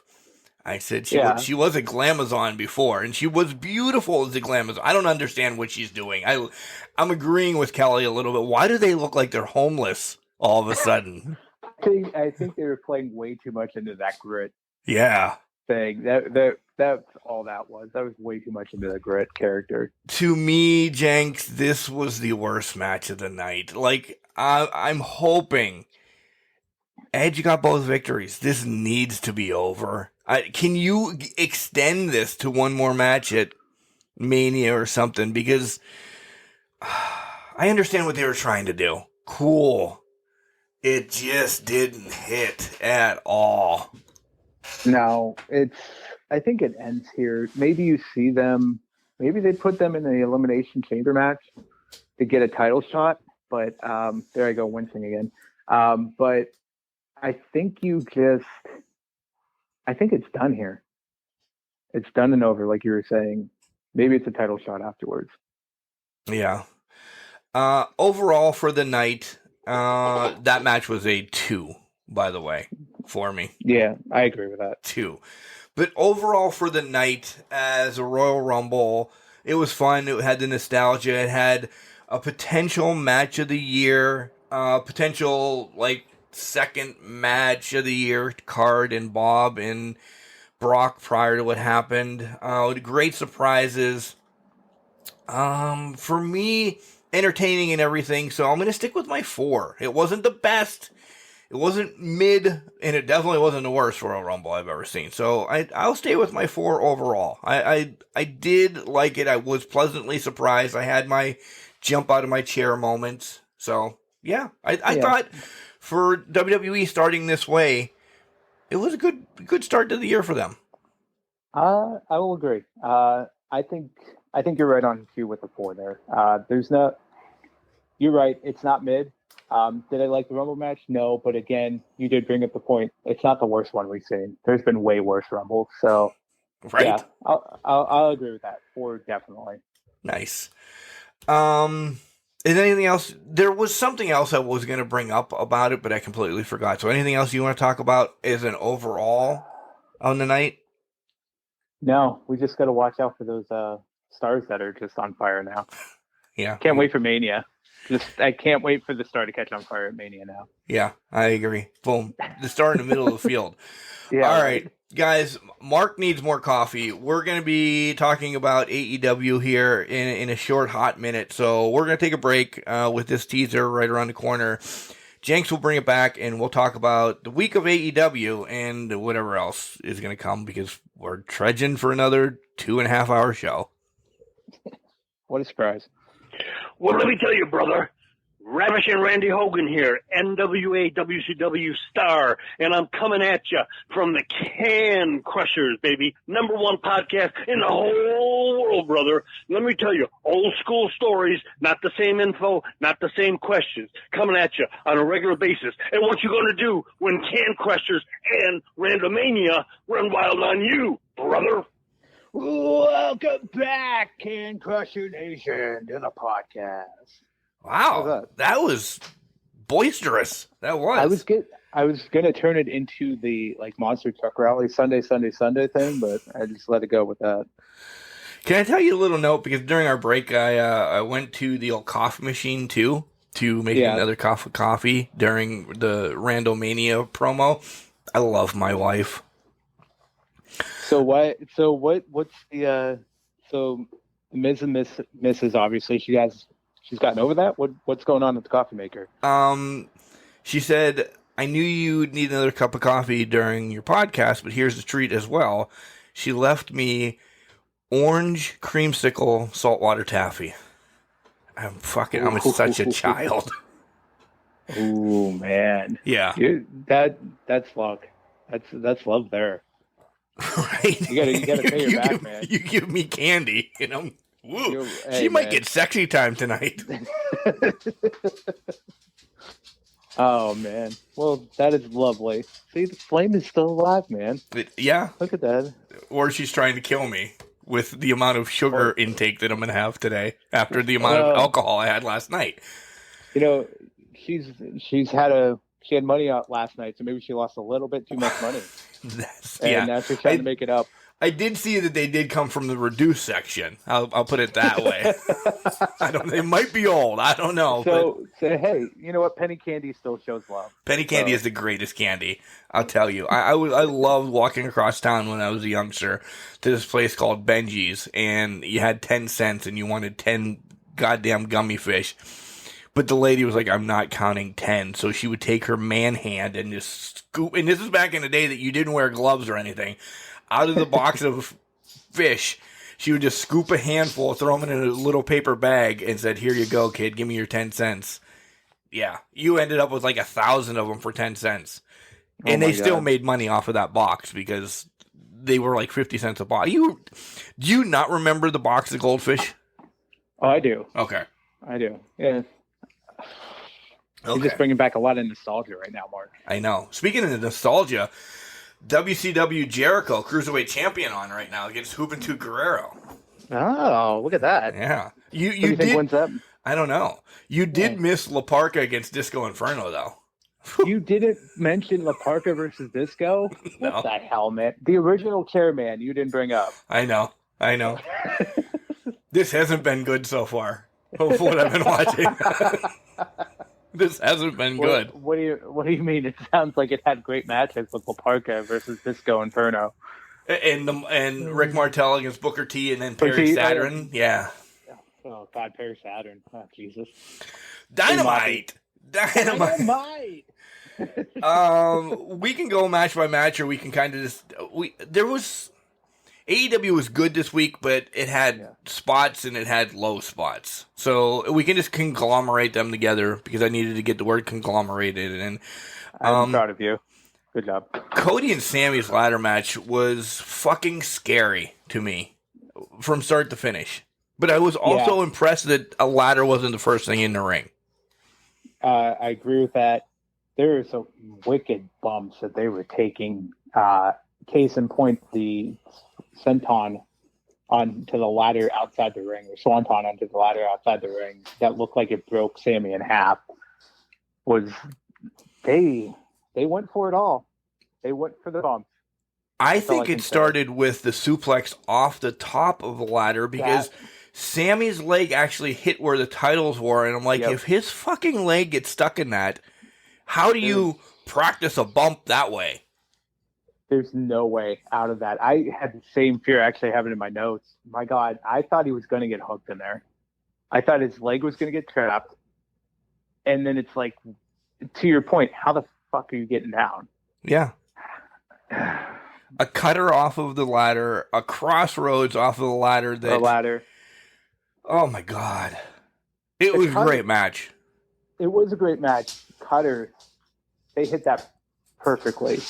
That was probably the perfect, safest way to hit that cutter. They did it. They hit it just right. I mean, it's beautiful to watch, but man, they were going all out on this. Yeah. Also, what the fuck is Fuego doing out there? I thought he was going to turn. Oh, I thought he was going to do something to help Cody. Yeah, that would have been the only logical thing, but it just seemed out of place that he ran out there and was getting involved. I don't know. I said, that's one of the things. I'm like, why is Fuego out here? He has no business. I don't understand. I don't know. As much hate as Cody gets, as maybe his character, people are maybe getting tired of him. Whatever. I still like Cody. He might wrestle a match here or there. I think he does what he needs to for AEW. I really do. Well, that's exactly it. He does what he has to for AEW.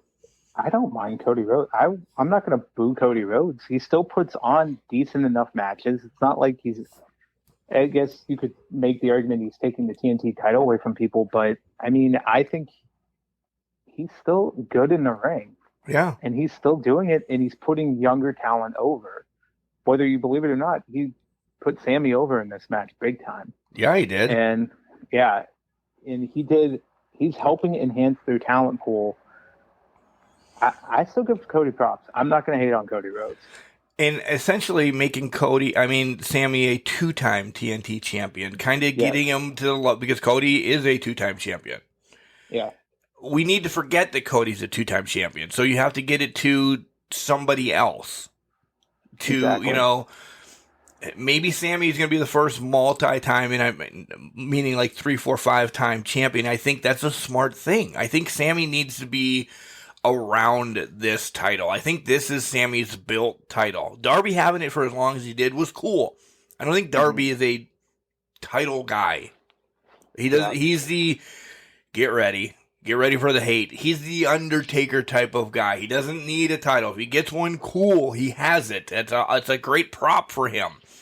He does stupid ass shit that is going to carry him. He could lose every match and people are going to still be over for Darby. Right. So Sammy getting the real recognition of having something like this, it's saying he's a fucking pillar. That's exactly it. And if you look at the pillars at terms of where you sit in like the lineup of the card, you hit it. Darby is the Undertaker pillar. He doesn't need to win titles. He can just be there. He's a presence upon himself. It's the Undertaker pillar. It's the Sting pillar. He's going to be there long term, and he just holds down that pillar. I don't need titles. I'm here. I'm a good worker. I'm going to put on great matches. Then you have the mid-card pillar, if you will, where Sammy sits right now, because the TNT title he makes exciting. There's not saying that Sammy's not going to jump to that higher echelon and be in the world title picture, because he will eventually. But he's good as that fourth pillar, the mid-card pillar. MJF is suited for that heel pillar of your company. And when you talk Jungle Boy, that's the future. That's like your future world champion type person. Yes, he's smaller, but that's kind of how they're building up Jungle Boy, and he'll eventually get there. Yeah. Don't hate me for this, but he's like an edge pillar right now. You know what I mean? Like, he's starting in the tag team ranks, but he's eventually going to climb his way up to TNT champion. I was saying Bret Hart. Bret Hart okay, popped Bret in my Hart's head. a good one. Yeah, Bret Hart's a good example of that too. Bret Hart, that Bret Hart edge pillar type thing. Yeah. You climb the ladder, so to speak, and get to that higher echelon. Yeah, I completely agree. No knock there.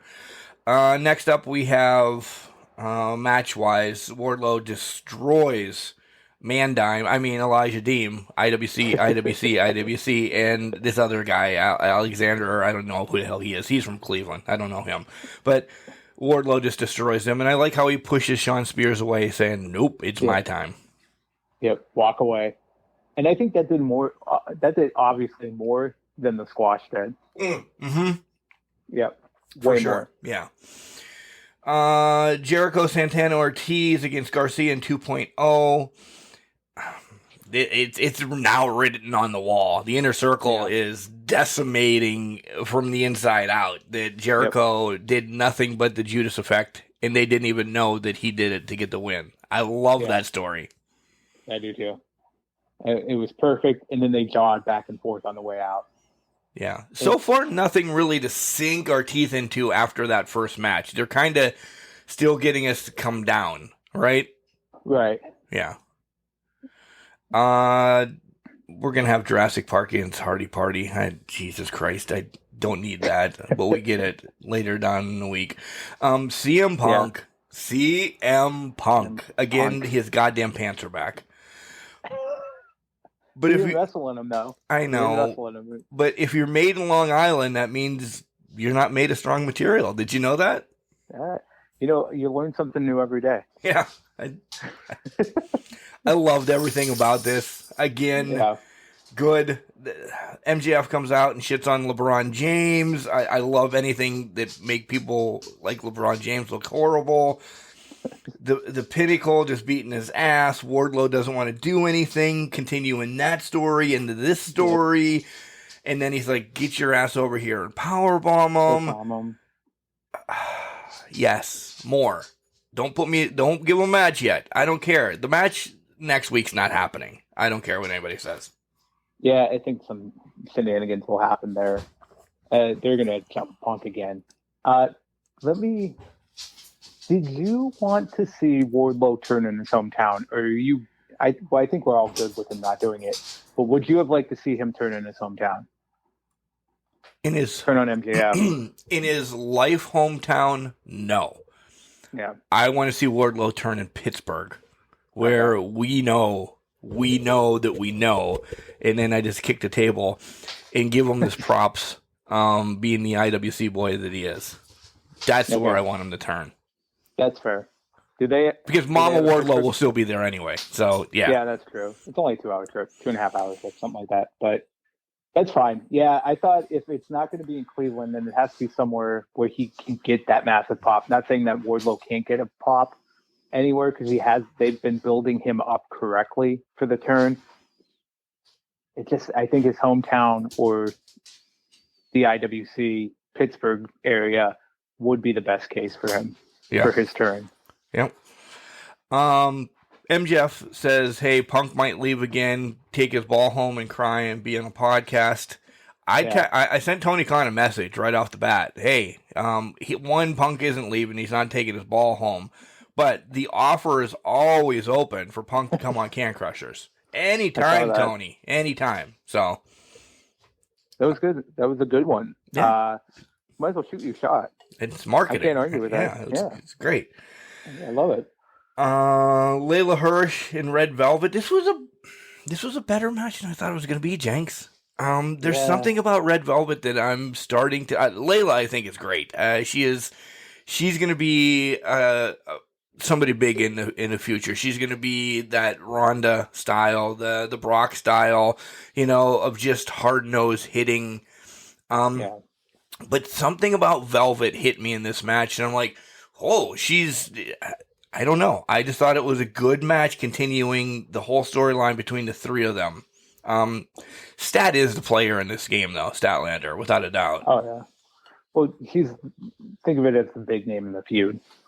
They're using her to elevate these other two women back, bring them up, which is great. It's phenomenal. I agree with you. I've been iffy on Red Velvet in the past, but this one kind of showed me a little bit more out of her. I have on here that buckle bomb that they did. Yep. That looked like it hurt. But I agree. I think Layla, she may not be the bulldozer that comes through and just starts on a winning streak, but she's going to be that hard-hitting player that you're going to get consistently good matches out of. And I think there'll be she might end up being the submission queen, like you were kind of alluding to with the Brock Ronda type thing. She might end up being that submission queen of AEW, and that one you don't want to mess with because she's going to work you over and take you to your limits via submission. And that's, I think, what the women's division needs right now. They have a lot of brawlers. They have a lot of big-time names and a lot of technically sound women. They don't have that key submission person yet. That one person that can take a technical match and turn it into a submission or like sink their teeth into it. I think Layla could be that person. Yeah, I agree. Well, Serena Deeb's lingering. Don't forget about her. Yeah. But she's she's more technically than like hard-nosed submission is. I understand what you're saying. Yeah, so with Serena, there's that aspect of it. Yeah, you're right. She's very submission. She does a lot of submission moves. But she's more technically oriented. And Serena's on her later path of her career, still phenomenal. Don't get me wrong. She's still doing great things with Sheeta and anybody else she works with. But I think Layla's your star of the future, that hard-nosed submission person going forward. Yeah. Question, Jenks. How the hell is the House of Black already the top 5 tag team? How many matches have they had to climb the ranks of the tag team division? I love Apparently them, but come on. you only need one, and the PWG tag team titles, Oh, if okay. I'm correct. But let's be honest here. How did Private Party get a tag team title match? Right. Right. Yeah. They- There's only two more things really I want to talk about. Is Britt coming out and just shitting on Cleveland. the best baker in Cleveland. That is the best baker in Cleveland. I agree. How did your buddy Moochie take this? You know, he didn't really take it greatly. He then sent us an article clipping, which I think he posted online. Yeah. Did you see? He sent it to you, I think. Yeah. I have to pull it up. Give me a second here. Longtime Steeler quarterback retires winless in the playoffs against the Browns. Against Browns, yeah. The news article. That's pretty much the only thing you need to take away from that. Yeah. What a dud. Let's move on to what is the main event. It's a lights out match between Adam Cole, Bebe, and Orange Cassidy. Danhausen was there, so I'm pretty excited. Danhausen is all elite now.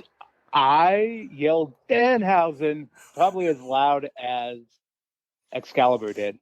Really? I was pumped. I was excited to see Danhausen in that ring. And he cursed Adam Cole on his way out. He did. So hopefully his injury is on the mend, and we're going to see him doing some Pee Wee Herman stuff in the ring. I'm excited for that. Jenks, this lights out match to me was a disappointment. It was to me too, in the sense of it should have just been a falls count anywhere. Yeah. Match. I thought they did a lot of great things in the match. The match was great, but don't call it a lights out match. Exactly. I think the unfortunate thing is Britt and Thunder Rosa put the lights out match on a whole different level that I really think the Anna Jay, Tay Conti versus Penelope Ford and I don't know why I forgot, the Bunny a couple weeks ago was more of a lights out match than this was. I'd agree. I'd have to agree. And it's because they put it on that type of level. It should be a bloody war, almost like how Hell in the Cell was back in the day. Yes. It was that last resort match. You don't go to Hell in the Cell until there's no other options left. To me, this has always felt like this was supposed to be Serena Deeb versus Shida. Well, I think we'll still get that. I think this is setting up a, what the hell do they call it? Death by Metal match. I think we're still going to get the Super Click era against the Best Friends in sort of a War Games match. Blood and Guts or whatever it is. Yeah. Well, yeah, don't get me wrong. We probably will get Shida in that, but I think that was supposed to happen here. But Shida got injured. That's what I was getting at. Oh, okay. I think at Beach Break, I think that was supposed to happen. I really feel like it should have been that was going to be the lights out match, but Shida got injured. But that's where I was getting at with that. But I agree. There's going to be a Blood and Guts, and I think that's probably where we see the Super Click era kind of fumble and fall apart. Holy shit, Juventud Guerrero just lost his match. His mask. Oh my god. No. Everything's on fire. It is. So essentially, I don't know. It was an okay Dynamite for me. It was an okay AEW in general for me this week. It was just, I think they did the right thing, as we'll talk about Rampage, but I think they did the right thing and gave the Rumble their spotlight. Yeah. And I think they win by doing that. Because next week they're going to blow it fucking out of the water again. Oh, yeah. They've already got a lineup that's... Exactly. The lineup's already there. I mean, House of Black Death Triangle. Yeah. There's a Death Triangle. we talked about MJM Punk. That might not happen, or maybe it will with shenanigans. Who knows? I still don't think it should. I think that should be a pay-per-view match. But my cousin taking on Thunder Rosa. Yeah, that's right. That's Friday, I think. Yeah. Is that Friday? Yeah, well, yeah. Let's talk about Rampage real quick. Mox takes on Bowens. Caster's rap was not good. He used back-to-back sentences to end the sentence. It's the same word. They don't rhyme. Yeah, and I feel like he had to. I think he was like kind of softening it this time around, Yeah. if you know what I'm saying. Just because it's still new and fresh for Mox to be back. I don't know if he pulled the punch on it. And maybe it ties back to when he just got popped in the mouth the last time they met, I think so. you know, and that could be. But yeah, I think you're right. Again, the story out of that match is Daniel Bryan Danielson was watching this whole thing. Yeah. Is Andrade just trying to get anybody and everybody to work with him? Why the hell are we doing this with Andrade? I'm getting annoyed with him all of a sudden. Well, it's because they're not even using him. Exactly. Besides recruiting people. Like, that's not what we want Andrade for. We want him in the ring. What are we waiting for? Flair? Rick, I mean, I don't... Maybe? I don't know. FTR against Brock and Shawty Lee. It was what it was. It was. I kind of wish they had done FTR versus somebody else. Nothing against Lee and Brock, but they're just not as seasoned No. workers. No. I still want Arn and Tully to go at it. That's essentially what I was hoping for out of this match. And Yeah. nothing. Jade against Julia. That actually intrigues me because there was a little, I mean, you had to look into it, but I think there was a little push and give between her and Griff in this match that is leading up to what you have predicted a month ago now, that she's going to be part of the House of the Black. She's turning. Oh, yeah. She is turning slowly, and they're doing it right with this one. So I think you're right, but the question is, when is this going to fully hit? I don't know, though. That's the thing. Yeah. Soon. I would want it soon. But I don't know. I'm on the wall. I want it. Don't get me wrong. But I just don't know. If it's now, I'm all right with it because I can see the storyline that it's going to go. If it's later, I'm lost.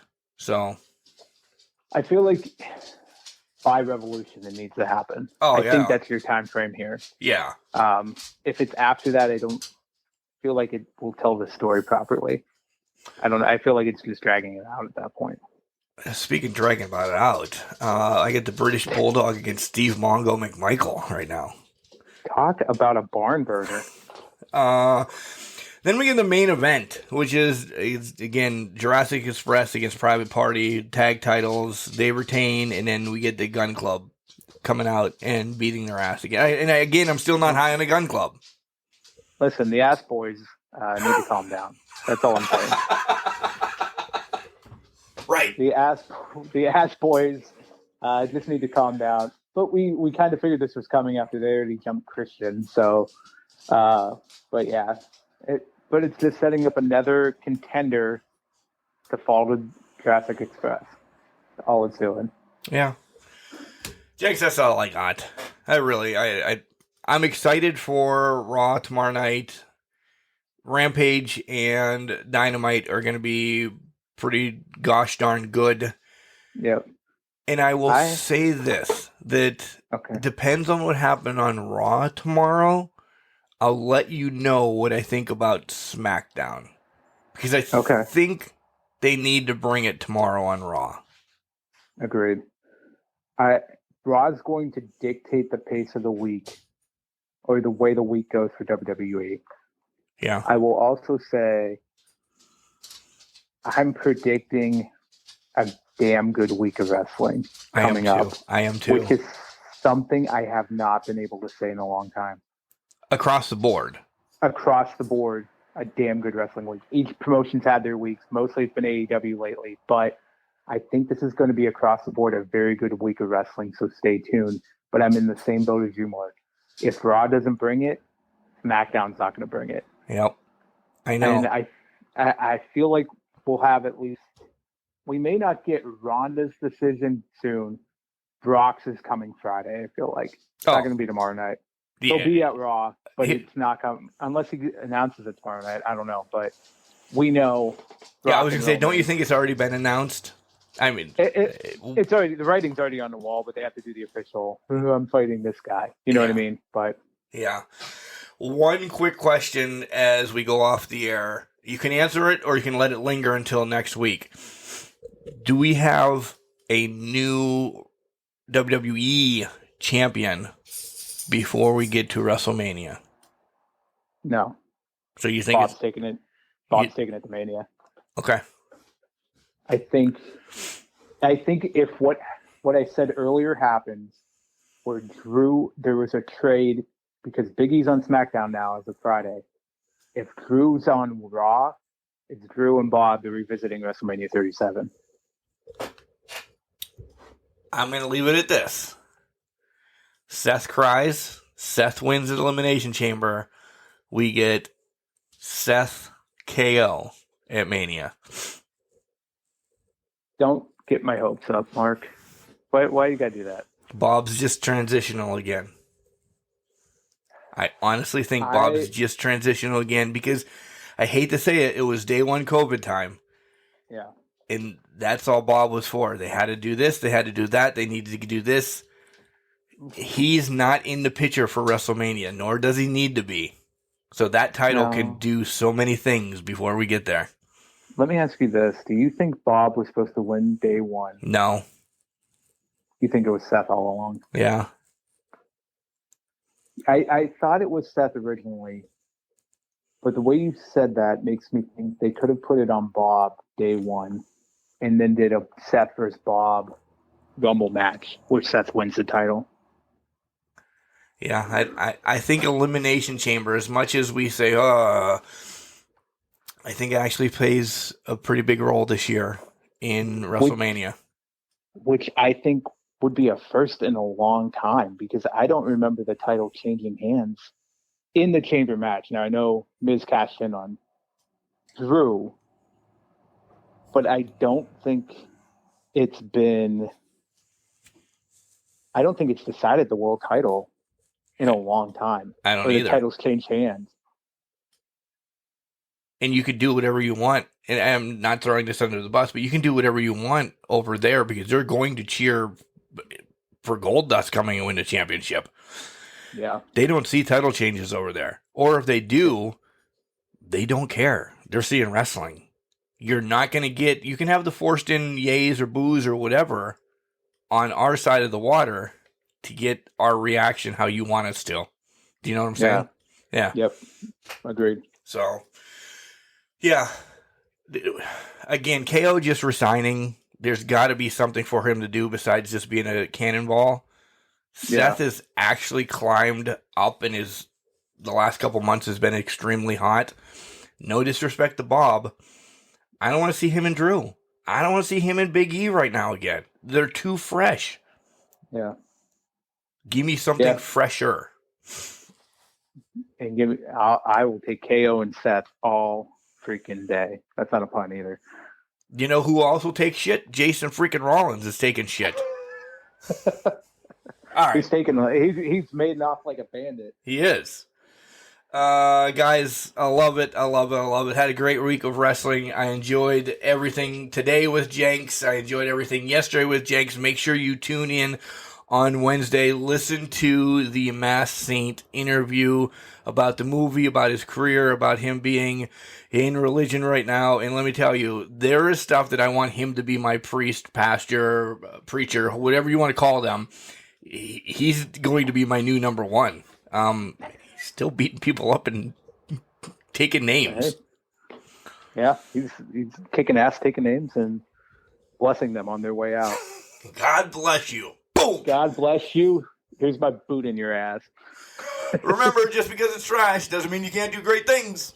It's a garbage can, not a garbage cannot.